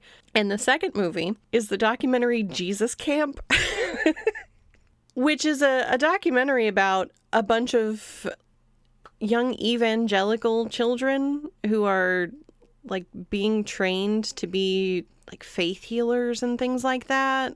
And I couldn't. I don't know how far I got into that movie, but it was so upsetting to me to watch. That is very fair. Being kind of brainwashed in that way and going through that I just absolutely couldn't fucking deal with it. Yeah, I mean, that kind of stuff is like... And I don't know what that like combination of limits says about me as a person, but I'd like to figure it out. It's worth kind of like delving into and, journaling about that kind of stuff. I don't know. For me, my limit where I was like, I am just mad now and I hate this movie and I'm done. I've only had that really happen once because I don't watch a lot of movies, but it was Human Centipede, actually. I was like, I fucking hate this. It's so bad and I hate this. And I was like, there's no redeeming character arc. There's no any kind of like protagonist anything. It's basically just like there's no point. There's no and I point was just to it. like, I just got mad. I felt like my time was wasted. I went in for a story and I was basically getting treated to like an hour and a half of like concept art as far as like just kind of a freaky stupid concept. Yeah. Once you've seen the diagram of what's happening, that's it. You can check out right there. That's the whole movie. And that's where I was like, I'm mad. This offends me. Like, not from like a visual perspective or anything like that. I was like, this offends my artistic sensibilities and I cannot with this fucking movie. And I just turned it off. It was like, we're done. Yeah, I'm insulted as an audience. Basically. It's so funny. In one of my dating profiles, I think on my OkCupid profile, I have in the comments like, hey, you should talk to me about disturbing movies, but not if you think Human Centipede is disturbing. I can't deal with anybody who takes that movie seriously. Oh, yeah. And it's like, I can't believe there are sequels. I will never watch them. Yeah, it's just an unending chain. Genuinely, I watched a porn parody of the Human Centipede that I think was a better film. That sounds like it would be a better film. There was more substance in that movie than there was in the actual movie. I mean, there should be more substance. Like, that's where the money's at. Yeah, I don't know. I took a shot there. It's okay. I thought it was funny, and that's what matters. So it's okay. Anyway, I'm not sure what we were talking about at this point. Right. Well, we were talking about like the blood in Suspiria and whether or not audiences consent to, the graphic violence and such like that occurs in both movies, either with gratuitous stabbing and razor wire or head explosions and neck sawing off and human contortion. Yeah. And I don't know how you establish that. I'm not a filmmaker. Because I think, especially with the first movie, because it happens in the first 10 minutes is when you get the first death scene with all the stabbing and her chest is open and she's getting stabbed directly in the heart and then her throat is slit and then she's hanged. And it's like, that's a lot for 10 minutes into a movie. I don't know if I did consent to that. No, I have a funny question. Do you think that marketing is part of the consent contract between the audience and the artists? Absolutely. And it's funny because, okay, you don't watch movies. So one thing that I've been hearing about a lot recently is this movie, The Drama. Have you heard anything about that? No. Okay. This is a movie, Robert Pattinson, Zendaya, and I'd seen a couple of like trailers for it in passing. I try not to watch trailers if I can help it, but I'd seen images and stuff, and it looked like maybe a cute rom-com or maybe like a romantic drama, something like that. And I had heard from a couple of different places that like, oh, this movie is not what you think it's going to be based on the marketing that was done around it. And I'm like, well, that's intriguing. That sounds interesting to me. I want to do that. And our guest from the last episode mentioned it in connection to the movie that we were talking about there. So I was like, well, damn, I have to go see this movie. So I made my husband go see it. He had not heard anything about it, didn't know anything, to the extent that we were walking into the theater, he saw the poster and he said, oh, is that Robert Pattinson? So totally blind into this movie. It was absolutely not what I was expecting based on the marketing. It was definitely a drama, and we spent a lot of time talking about it later. It was upsetting. It made me think about a lot of things. And I think that if I had not known that there was something different about the movie, I would have been very upset going into it that way. Yeah, that makes total sense. Yeah, you have to be given some kind of indication of like what it is in the first place. And it's just, and I don't know. I think that like everything from the title to, any kind of the marketing imagery or anything like that, I think is really important. And I think that actually so it makes me wonder, if a friend of yours invites you over and is like, hey, I want to show you this movie, and they don't tell you anything about it and they just sit you down to watch it, are they engaging in a consent violation? Mm-hmm. I mean, I guess it depends on how you feel about it. Yeah. Consent as a whole is a very interesting and loaded concept.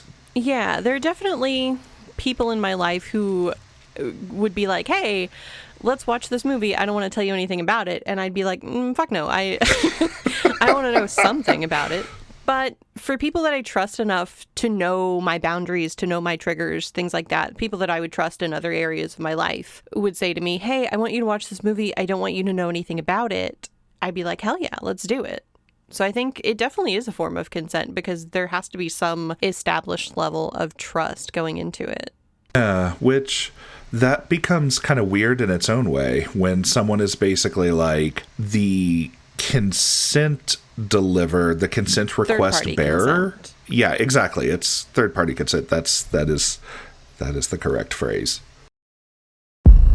So what I was thinking is that in the 2018 film, everything is very deliberate, very choreographed and ritualized. You see the way that kind of violence and art blur together until you can't really tell which is which. And it's all about the performance of control of bodies, of pain, and of the sense of history. And the movie seems to pose the question of whether liberation is ever possible within a system that's built on harm. Because we think of learning to dance, of learning to express yourself through art as this form of liberation, of becoming a better version of yourself, of freeing yourself in some way. But are you able to do that if you're doing it, whether intentionally or unintentionally, in a way that's servicing this coven, this kind of system designed to control people, to hurt people in whatever way? Yeah, that's a really interesting point.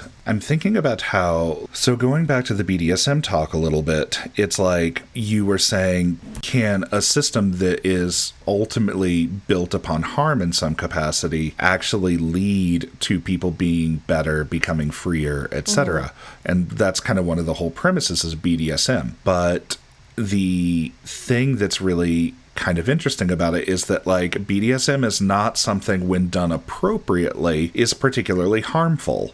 It's painful, but it's not harmful. It can hurt, but it's not harm. And that's a really important distinction. Yeah, and that's where I go back to this whole dance thing, and it's like, okay, I would agree with you that there's harm being done here, but the question is what do we mean when we say harm? And I think that it's irreparable damage, especially traumatic irreparable damage. And right. That's, that is harm, doing something that basically reduces something below what it was before. And the old Suspiria movie does not do that so much. It doesn't really harm people outside of murder them. And it's it definitely harms people in a murderous way, but it does that because they're trying to spoil the secrets of the coven. Snitches get stitches from razor wire. That's what we've learned. I think the difference for me with the new movie is that aside from Susie, none of these other girls are consenting.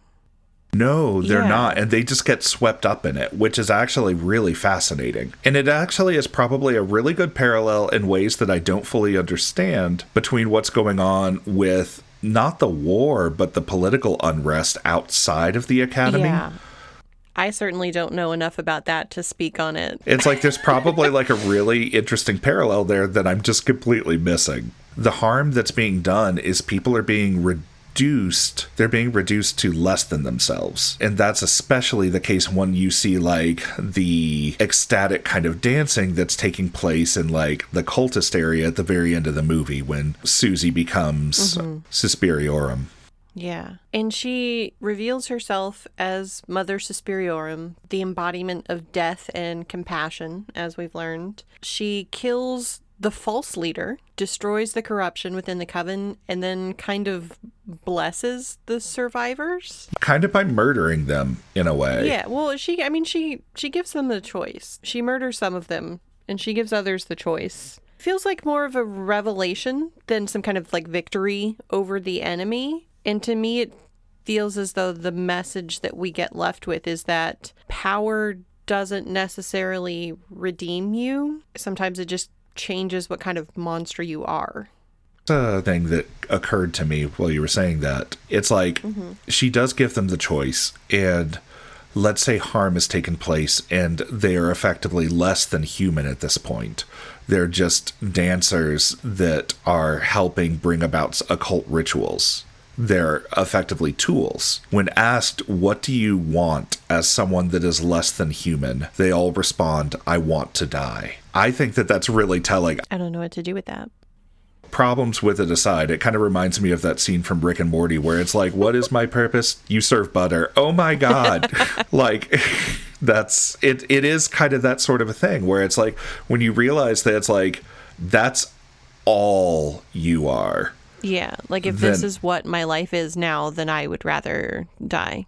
Yeah, and the thing about death and suicide especially, or just wanting to die, I don't want to go like full Heideggerian here and like go real hard into philosophy. As living things, like we are always being towards death. We're gonna die someday. And one of the things that we do just as living creatures, but as humans, is we try to get more life. And when we get to a point where the potential life that we could have is less than what it means to be dead, we would just prefer to die. And I think it's horrifying within the film, but it's also kind of cathartic almost in a way. It's like, yeah, even the survivors, like we're covered in blood, but at least we're free now.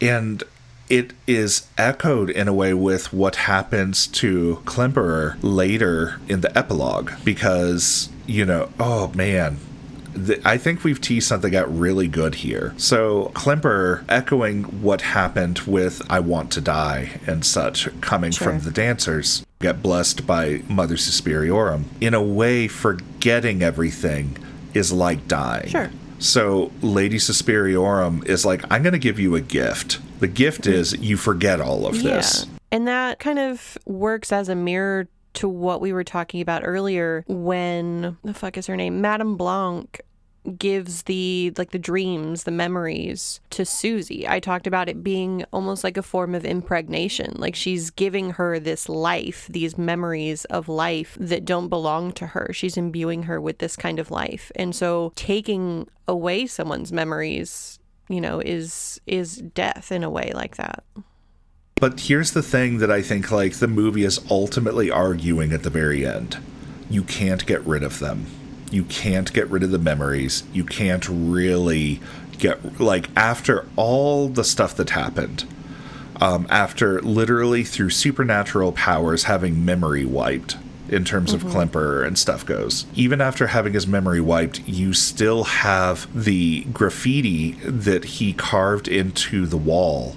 You have the graffiti on the wall with Anka and Yosef, and it's like, that persists. That persists in the face of death. There's some kind of physical evidence that those events left their mark literally on the world, and you can't take that away, even if you have no memory existing of it.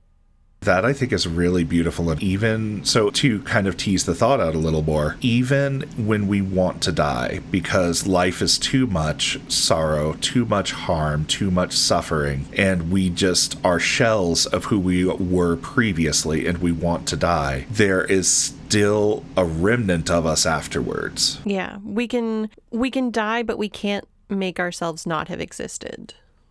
Exactly. Another kind of funny thought is I keep trying to come back to the idea of sighing and breath, because I think breath is like, if there's any one concept that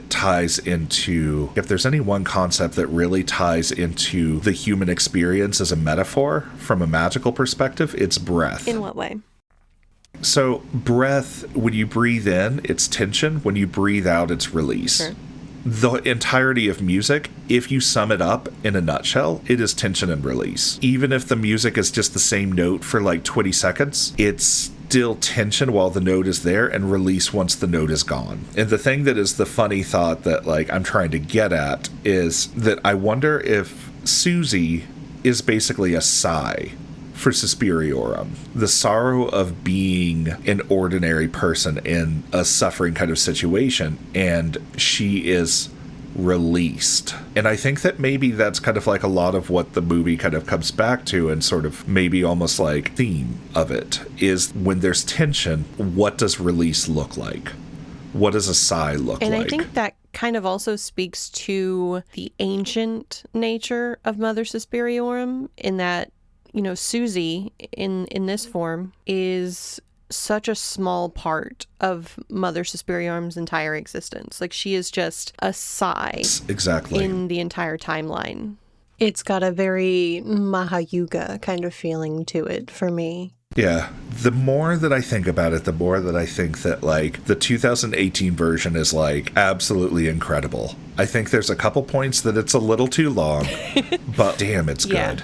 It has a lot to say, honestly, and I feel so bad that it got such a bad rap, because I do genuinely think it's a really good movie. As per the name, you do have to let it breathe. You do have to kind of like watch it, take it in, let it breathe, and really sit with it. But it will pay out with its messaging and the ideas in it. Yeah, and I'm sure there's plenty that we haven't even gotten into, like you said, with the background of the political unrest in Germany at the time. Neither of us know shit about that. What even is a European history?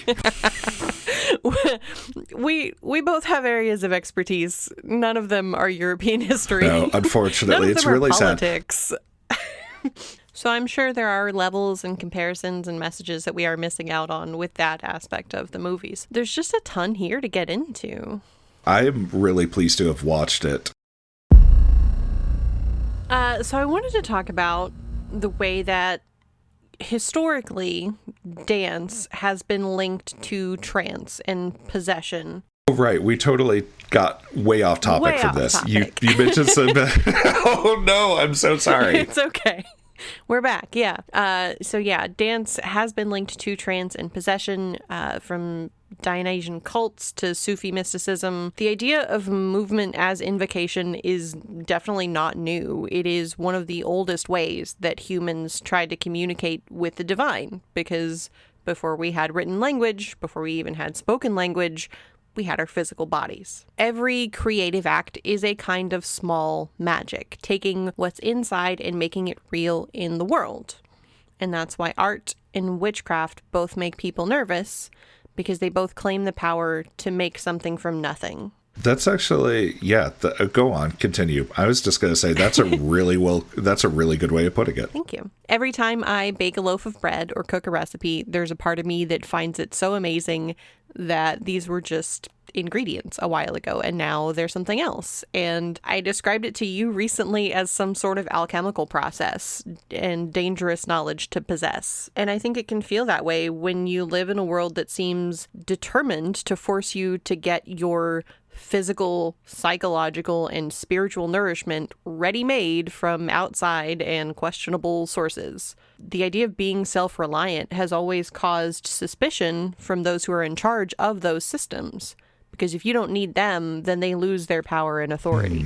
You know, I think I want to push back just slightly. I agree with you. Like, let me start by saying, like, I agree with what you're saying, but I don't think that part of it is ancient. I think that part of it is more modern capitalism, post-industry. I think entirely that it's like self-reliance is something that, like, is frowned upon. I think that that's a more modern thing. And it's also ironic because, like, America very much promotes like it promotes the idea of self-reliance to the point of hyper-independence while simultaneously maintaining toxic codependent kind of behaviors. Independence theater. Yeah, it is independence theater.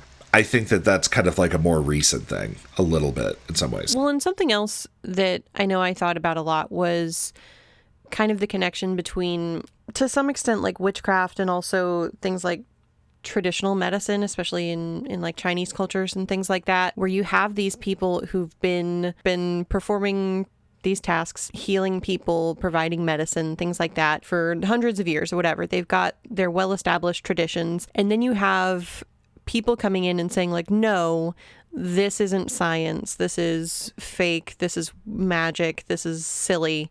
You have to do it in this specific way. You're only allowed to do it in the way that we do, even though the way that we do, sometimes the ideas that we have are not correct, and the traditional ways of doing things actually had a point and some kind of effectiveness that was based in reality and observation and actual experimentation. And we're just looking at it as though it's something silly and fantastical. And a lot of people were forced to abandon those traditions or persecuted for practicing them. Yeah, that is true. To connect it back to the movie in some way, during the Middle Ages, they had those outbreaks of the so-called dancing manias, where you had whole crowds of people who were convulsing and spinning and collapsing in the streets. There is actually a really great 2-part episode of the podcast American Hysteria, where they talk about these, and I highly recommend it if you need 2.5 hours of that. That's awesome. The church called it choreomania and blamed demons or curses. In reality, it was probably a mix of mass hysteria, ergot poisoning, and we've been starving and repressed for a century. But what scared authorities most was that it was literally ecstatic, the body expressing something that was beyond rational control. And that's also where the Italian tarantella comes from, a folk dance supposedly performed to sweat out the poison of a tarantula bite, which conveniently involved women dancing themselves into trance states. To the church, that was witchcraft. To historians, it looks suspiciously like repressed women finding a socially acceptable excuse to lose themselves in the moment and joy, and obviously we can't have that. Yeah, that's interesting.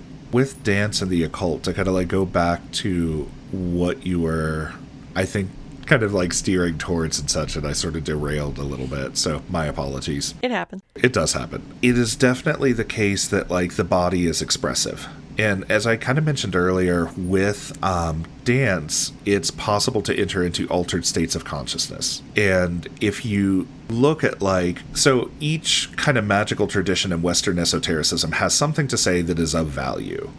And if there's anything that, like, comes out of the chaos magic tradition, is that magic is brought about by altered states of consciousness. Right. In an altered state of consciousness, you're able to bypass the psychic censor in order to affect change that you wouldn't be able to otherwise. And by change, that doesn't necessarily mean external change in the world around you. It just simply means change, which can be a change of your reality, which is your lived, experienced world. So no claim to supernatural abilities or anything like that. It's just simply this is a way of doing it. And dance is a very, very powerful way. Yeah, and I think with the new movie, it kind of leans into this idea that dance is particularly threatening because it's embodied. You know, you can't hide behind words or icons because it's the body itself. The thing that religion generally tells you is weak and sinful, and you're using it as a conduit for the divine. No, and that's absolutely, I think, communicated very brilliantly in the choreography in the new movie, because it's like most of the time, so like I've been doing partner dancing for the past while. I did not know that. And a thing that I've learned a lot about partner dancing, and a thing that drives me absolutely insane about it, is that it is very structured in a lot of ways. As if I do X, the other person needs to respond and do Y. Yeah, it's very, it's a big pattern. And if you change one part, it's going to throw everything else off. It is one giant pattern. And the thing with the choreography in the movie is that it absolutely is not that way. It is entirely embodied, very alive, very raw, very expressive. And it does, even though, obviously, they had to choreograph a bunch of dancers and have them do a lot of things very precisely to give it this kind of feel, it looks very much like it looks organic. Yeah, it is very clearly some kind of ritual disguised as an avant-garde performance. And that's the reason that I think that the choreography of the movie is really genius in how it goes about it. The word occult means hidden. And, for an occult dance studio, they do a pretty good job of hiding that it is a bunch of witches while still having in plain sight the ritual that they're engaging in. Yeah, that's almost exactly what I was going to say. They're kind of reclaiming power in plain sight under the guise of art. And it works really well in the way that the dance is both a spell and a public act of creation. Yeah, no, exactly. And I wonder, because I don't know enough about magic, is the publicness of it an important part? Ooh, that's an interesting part, because there's that whole thing about, Klemperer being the witness. Yeah, needing a witness. But, why... Yeah, I guess this gets into what I was about to talk about. But yeah, why does it have to be public? Why is it just the final public performance of this dance that they've been practicing for however long that is this specific act of creation? So I think that is a little bit more movie logic in a way. I think a lot of ritual does not need to be public. Sure. But I think that, a lot of times the reason we do public ritual is because we want to be noticed. And I think that it really comes down to just we as humans are social and we are wanting to share what we have. Yeah. And I think this kind of leads into the next thing that was in my notes. So there's a performance artist in the real world, Marina Abramovic, who does these incredible conceptual pieces that really focus on confronting pain, blood, and the physical limits of the body. Knives, fire, pentagrams, prescription medication, nudity. She's really pushed the envelope. Her most famous piece that you may have heard of, because I know I had heard about it on the internet, if you collect weird knowledge, was in 1974 in Naples when she put herself in a room with 72 objects that people were allowed to approach and use on her in any way that they chose. And they included everything from a rose, a feather, honey, olive oil, also scissors, a whip, a scalpel, and a gun with a single bullet. So for 6 hours, she allowed audience members to manipulate her body and actions without consequences. They started out tentative, but once it became clear that there really was no limit, the real danger began. And by the end of the performance, her body was stripped and attacked. Her clothes were cut. She had rose thorns stuck into her stomach, and one person pointed the gun at her head. At the 6-hour mark, when she stood up and started walking toward the audience, people ran away to escape any kind of actual confrontation. And in more recent years, she's been accused of Satanism and witchcraft by right-wing conspiracy theorists and nutjobs like Alex Jones.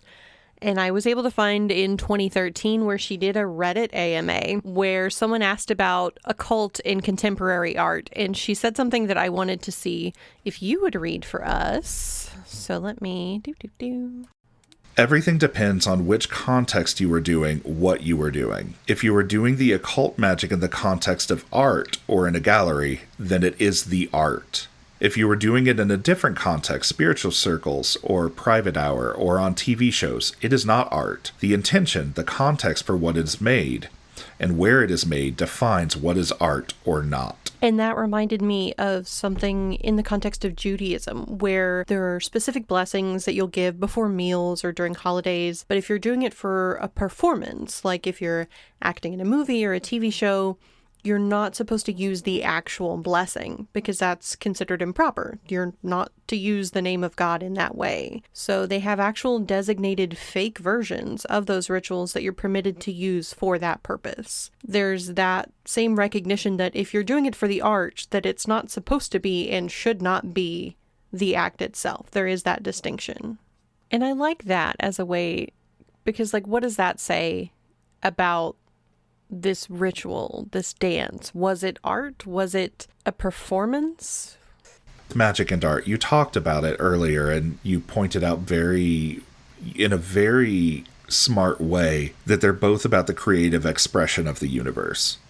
They are both about creating something from nothing. Yeah. Whether you label it as art or label it as magic, that really just depends on context, like this quote is saying. Yeah.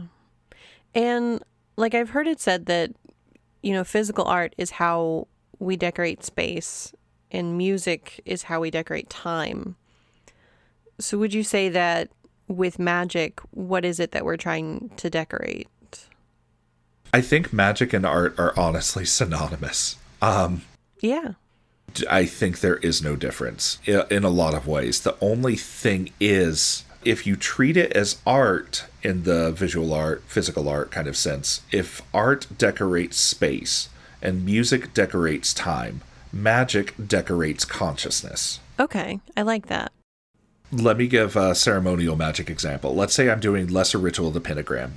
You know, doing these pentagram rituals, there's various symbolism and such that I'm going through mentally, and by the end of that spell, by the end of that ritual, I am transformed as an individual.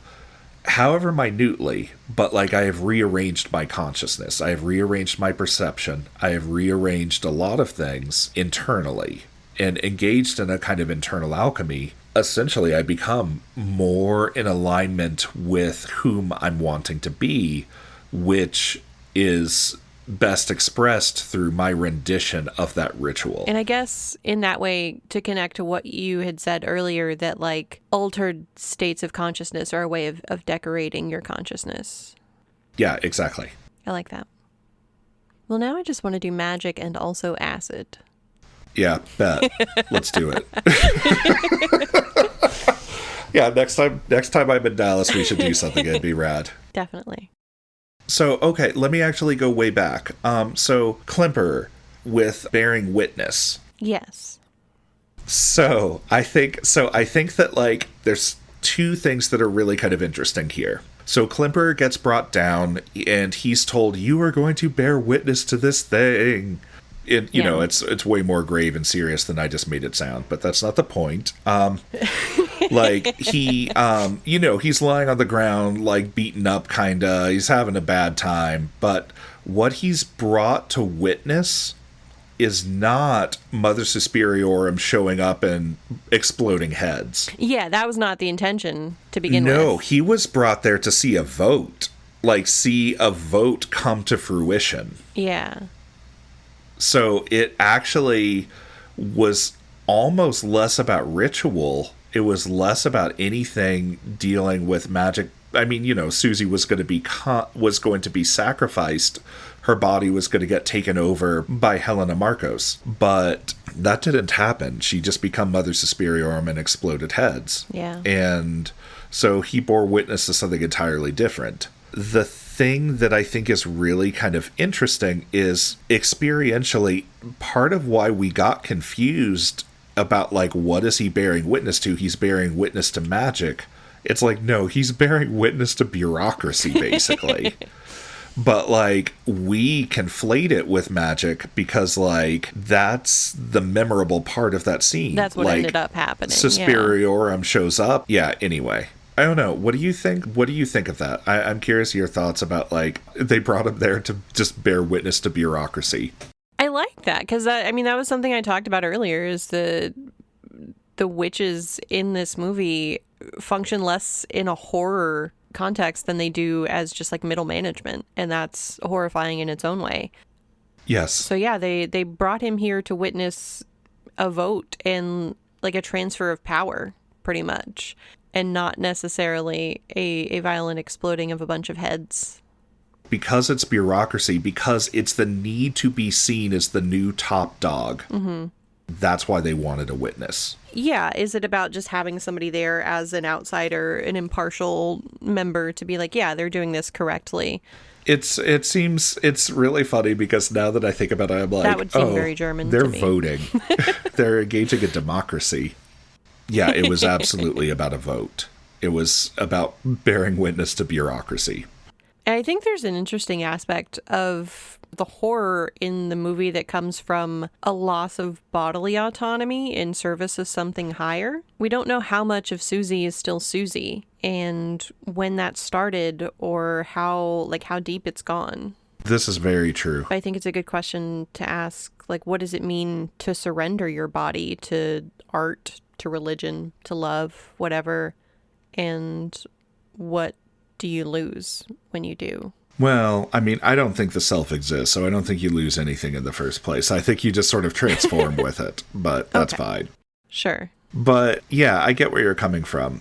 If you basically take some sort of a project, if you take some sort of an external thing in the world, and you basically go, I am all about this now, and this is all I'm going to do, and I'm just sacrificing myself to it. Yeah. There is cost, and it's very easy to lose sight of like what's important by doing that. Not that it's like family is what's important. Like that's not what I'm saying.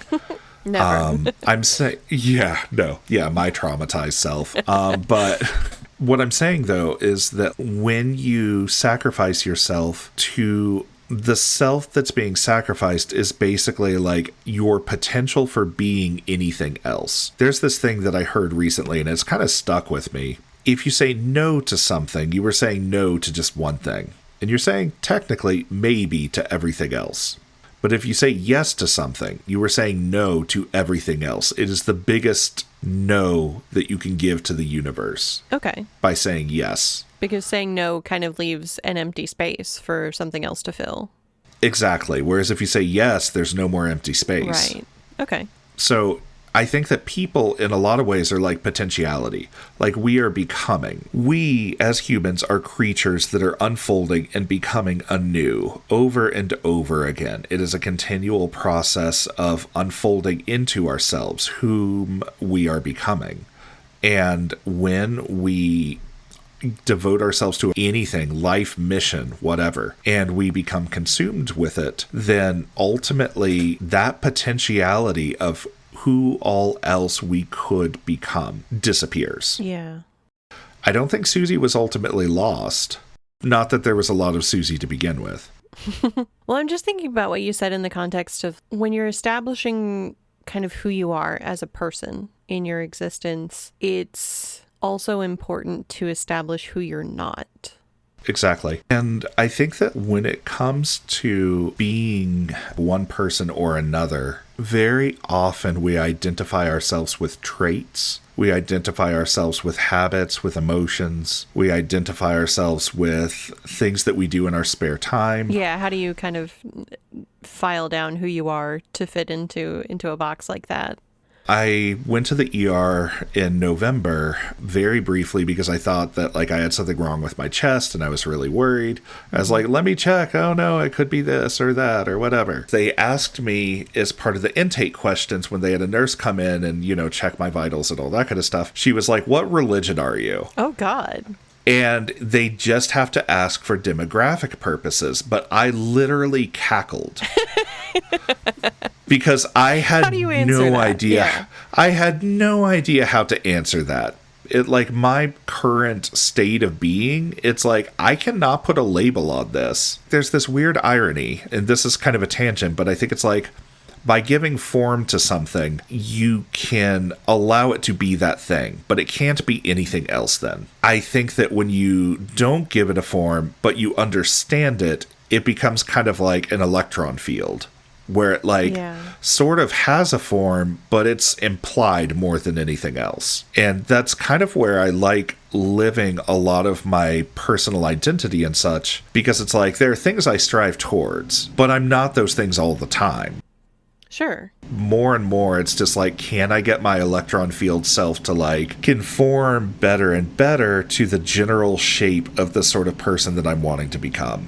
But with Susie and such, I view Susie as not being subsumed by Mother Suspiriorum, but really just taking on that identity and that whole mode of being. She doesn't go away. She's still there. It's more synthesized than it is eliminative, if that makes sense. Yeah, absolutely. Kind of to connect back to what you were saying about religion, because that really made me think. One of the problems that I have generally with organized religions is that they put too fine a point on what God is. And I don't think that leaves enough room for other possibilities and for what the things that God is not. I can't say what the higher power in the universe is, but I think if you try to name it, then you're limiting it in some way. And that's always been one of the reasons that I've always connected more with Judaism as a faith, is this strong belief that we cannot know or understand God, that whatever the nature of God is, it is literally beyond our comprehension. So I've always reached the conclusion with that why would I try? It's something I literally cannot possibly comprehend, so I'm not going to try to make sense of it. I'm just going to try to operate within the universe as I see it. There's actually a beginning to the Tao Te Ching. The original Chinese is Dao Ke Dao, Fei Chang Dao, which translates very roughly. On the Chinese Text Project site, the translation that they give us, the Tao that can be trodden is not the enduring and unchanging Tao. The idea is it's very, very old Chinese, 300 BCE. If you name something that is ineffable, you have effectively not named the thing. You have failed utterly. So it's by naming God, by saying God is this, God is that, wrong. Whatever. The minute you say that it's something, you're wrong. You're completely wrong. Exactly. It's, it is saying yes to something and no to everything else. Yeah. I don't know. I like that. I'm I'm going to be thinking about that for a while. I think the last thing I really wanted to go over with the films was that when Susie ascends as Mother Suspiriorum, surrounded by death and ecstasy, she is both sinner and saint. She is the victim and also God. She is this form of the divine feminine reclaimed from the ashes of oppression. She is, in her own way, the sin that made the world. And in that way, I feel like there's something very deeply feminine about this kind of horror, where you have physical pain, blood, endurance, all as these very normalized concepts like childbirth, menstruation, aging, eating disorders, surgery, all of the private violences that we live with. And I think that while both films turn those kinds of violence into spectacle, the new one seems to be trying to make the point that that pain is sacred for us. It's really interesting. For me, it goes back to the breath and tension and release thing that has some weird implication that this has happened before. Did you get that sense? Yeah, absolutely. It definitely seems like part of a deeper cycle that's been going on for a long time. Oh, exactly. That makes total sense. Do you think you can love both versions at once, or do you kind of have to pick a side? I'm polyamorous. I will absolutely love both versions at once. I get that, yeah. And maybe that's what it is for me. I'm almost always somebody who advocates being able to enjoy remakes and sequels as separate entities. Yeah, I absolutely agree with that. I have a deep love for cover songs, and it's for a similar kind of reason. Oh, yeah, me too. Suspiria 2018 is, to me, in the same vein. There are times that the cover does things the original can't even dream of, which I think is the case with Suspiria 2018. I think it does stuff that is Like, it is a really excellent movie. The more I sit on it, the more I think about it, the more I'm like, this was top shelf. Yeah, and that was something that I had said toward the beginning, that it was taking the idea of the original and kind of using that as a jumping off point, as a lens to tell a different kind of story with the same ingredients. Yeah, absolutely. In the original film, it's like if you found a shirt in a thrift store with like a really haunting and beautiful painting of a woman, and you take it home because you feel this immediate pull from it. And then the remake is like you do a little research and you find out that the woman in the painting is like the deity in a weird cult religion. Little bit. I can see that. That's about right. Like, you're appreciating the same elements, but there's so much more depth in the newer film. I don't know. I love it. The more I think about it, the more I'm like, this is such a good film. Yeah. So I think we can make some connections. If you enjoy Suffering in Technicolor, you can also check out some of Argento's other movies. We can start with Deep Red from 1975, which is often cited as the blueprint for Suspiria. It is less supernatural and definitely more of a murder mystery, but with that same flavor of color and violence. It's basically if a Scooby-Doo episode had a panic attack with a prog rock soundtrack. And if you're really dedicated, you can get into the rest of what Argento called his Three Mothers trilogy, with Inferno in 1980 and then Mother of Tears coming out much later in 2007. Inferno really expands the mythology of the three witches and leans into the idea of architecture itself as a cult, rooms as ritual spaces. And then Mother of Tears is a lot more chaotic. And if you're looking to go a little more mainstream and campy, there's always Phenomena from 1985, starring a baby-faced Jennifer Connelly. It's a movie where a girl at a Swiss boarding school can telepathically communicate with witches, which honestly feels like a lateral move. And it ties into those same themes of feminine adolescence, psychic awakening, and bodily discomfort, which is always fun. And if you found yourself thinking, wow, this Luca Guadagnino guy is cool, I wonder if he's made any other similar movies, no. No, he has not. At the time that this movie came out, as I said previously, he was best known for Call Me By Your Name in 2017, which is dreamy, sensual, and filled with longing. It is the erotic opposite of Suspiria. Instead of blood and witchcraft, we get peaches and shame. Both movies are about transformation and this fascination with becoming, but tonally could not be more different. In 2024, he directed Challengers, which as of making these notes, I have not watched. And then there's something on his IMDb page about an as yet untitled American Psycho project with rumors of Austin Butler as Patrick Bateman, which is allegedly not a remake of the original film, but a new adaptation of the novel. And I don't know how to feel about that yet.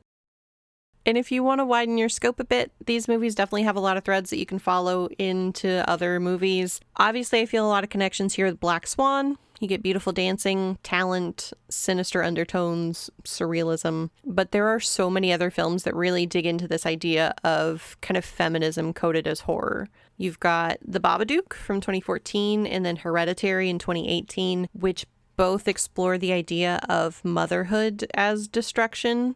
And then The Witch from 2015 ends, spoiler alert, with a teenage girl joining the coven. And of course, Carrie, in all embodiments, weaponizes menstruation, turning puberty into the beginning of the apocalypse. So these movies are all spiritual cousins to Suspiria, in my opinion.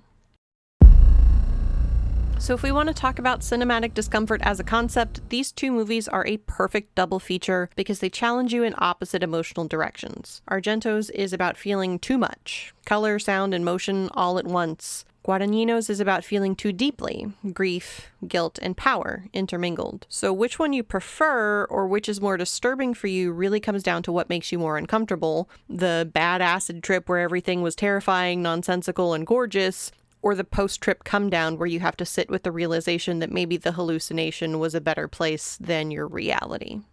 Which is a fun point, but to tangent, the first time that I got high in a way that was very legal and above board, when I was like 22, I had a panic attack afterwards because I was like, oh, I have to go back to living my real life now, and that really sucks.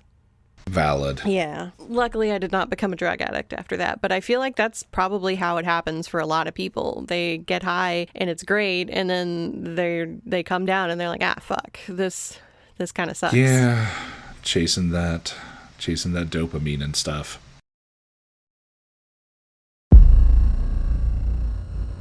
So I like to try to rate our movies on 3 topics. We do overall quality, and then how uncomfortable it is, and lastly, would you rewatch it or recommend it?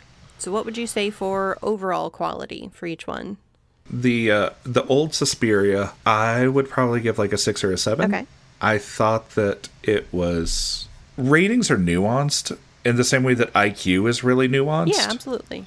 There's a lot of different kinds of intelligence, and there's a lot of different things to rate on a scale. So I'm like, there are certain things that, like, knowing that the audio was, just the dubbing and all of that kind of stuff, like everything that goes on with it, that makes it like a 9 for me. But some of the way the experience was, like the weird kind of witch kind of thing that plays occasionally, like lowers it for me. So I'd say like, Okay. 6 or a 7. I think for the original, I would give it like an 8 out of 10 because it is such a singular experience for me as far as movie watching goes. It is definitely its own thing. Whereas the second one, I would go ahead and give like a 9. It is not a perfect movie, but there's a lot that it accomplishes, like a lot that it sets out to do, and a lot that it does really well. I think for the remake, the first time I watched it, I didn't appreciate it. I just thought like, oh, there's another remake that tried to add too much to the original and didn't really get it or get what made it a good movie in the first place. But after rewatching it, I was leaning toward maybe like a 7 out of 10. And then, the more I discuss it, the more I get into it, try to understand all of the messages that it's putting out there, I think the higher that number has to go. I think that it is not as likely that I will I rarely rewatch movies in the first place. Sure. So, you rarely watch movies in the first place. This is very true. The most of the time, like, I'll rewatch something if I want to make someone else watch it. Exactly. And the original Suspiria, I don't know if it's as likely as I would do that. I think that more likely what would happen is like I would show segments or clips out from it. But the new one, I could see myself making someone watch it, but it would be probably like about a few years from now or so before I decide to draw it back up, partly because it is kind of long. Yeah. I think for me, as far as rewatching it, for the original, it's probably at least a 5 out of 10. If you're not big on subtitles, you can easily find like an English dub. That makes it easier for people to watch. That's fine. Honestly, even if you don't understand any of the dialogue, I think you can still basically follow what's going on. The one thing I would say is that if there's a theater around you doing a showing of the original, I would absolutely go check that out. I think that would be a really fun way to experience it. I agree with that, actually. I think that, like, I would see the original again if I had, like, a theatrical option. Yeah. And then for the remake, I think I'll stick with like a 7 out of 10. If you're somebody who likes the original and heard bad things about the remake so you never watched it, I think going into it with an open mind would help. Recommending it to people is harder because it would have to be somebody I know, and like I know their taste in movies. It's not just a blanket recommendation that I would like, because it is a longer movie, and it is a movie that is kind of dense in its own way. But we skipped over discomfort. Oh, so sorry. The original, I think, I was more intrigued by the original than uncomfortable at a lot of points. Sure. I don't have like a specific rating to give it. Maybe if I had to, though. I won't force you. Yeah. I'd say 5 or 6 out of like total discomfort. It's not deeply uncomfortable for me. Yeah. I think the second one, the acid trip, post wake up, post review everything and go, oh, I have to return to normal reality, and these are truths I've learned about existence, and oh no. how do I reconcile that? Yeah, how do I reconcile this? There are certain things if I just watch it and don't dig into it, like if I were to go back in time and just watch it almost in an ambient kind of way, I'd say that it's probably like a 3 or a 4 out of total discomfort. But it's once you start digging into what's going on with it, like that whole thing where it's like a mother can take the place of everyone else, but no one can take the place of her. Yeah, God. Like that by itself, it's, oh God, that's uncomfy. And once you start digging into the meat of it, it's like, these are really uncomfortable concepts to start playing with. Yeah, especially as people with mommy issues. Oh yeah, for real. I think for me, the original, I would say probably like a 6 out of 10. Definitely that scene with the pit of razor wire made me squirm, even though it was also ridiculous. Just the idea of the razor wire getting cut, that was uncomfortable. But like, God, I can't imagine watching this in a theater in the dark with a full sound system. That has to be such an incredibly jarring experience. Sound system, I want that. That's the thing that, like, that's the reason that I would go and watch this, watch like a live, not a live, yes, I will have them perform for me live. No, like, a stage yeah, like, why I would watch Suspiria, the musical. Anyway, but see, that was a pun. But you're saying that your sigh was a pun? The sigh was the pun. Suspiria, the musical. So anyway. But anyway. That's such a dumb fucking joke. Thanks, I appreciate it. I made it up myself, all on my own. No help from anyone. I'd like to thank the Academy. Anyway, but no. 10 out of 10, if I had the option of seeing the original Suspiria in a movie theater, like, it's likely that I would drag myself and someone else there. Just simply because it is such a thing. Especially if the sound system is, like, you know, awesome. Yeah. And then for the remake, definitely pretty low. Maybe like a 4 or a 5 out of 10 at most. I think I could see this being more uncomfortable if you're maybe like a man who's weird about women or something, or if you're my ex who just seemed to really dislike chanting and loud noises from women in movies. The contortionist scene with Olga was the only thing that was really hard to watch in that one. I agree with that. Editing Charlie, I did feel it necessary to drop in a note that upon rewatch, I had completely blocked out that during the weird dream montage, whatever, there are clips of someone using one of those big scary meat hooks to masturbate, and that was also intensely fucking uncomfortable for me. All right. So we've been in the witchy blood dungeon for long enough. So let's see if we can find some antidotes. The cinematic palette cleansers that hit the same themes, but with slightly less human sacrifice. I did make a joke about it at the beginning, but Center Stage is a classic choice for a fun dance flick at a ballet school. If the logline for Suspiria is something like, what if dance could kill you, Center Stage would be more like, what if dance could get you laid and land you a scholarship. Both are about women pushing their bodies to perfection, but Center Stage ends with pirouettes instead of a bloodbath. Also, you get more male characters if you're into that kind of thing. And if you want the feminism and witchy sisterhood without all the blood, you can try Practical Magic, which always hits. Both explore matriarchy and inheritance, but Practical Magic gives us witches who heal and love instead of consume. So that's always good.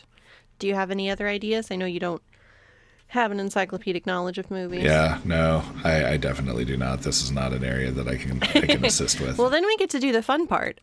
Is there anything that you're doing or involved with that you want to plug? I know you're constantly working on fun projects. Is there anything that you're doing or enjoying right now that you want to talk about with our listeners?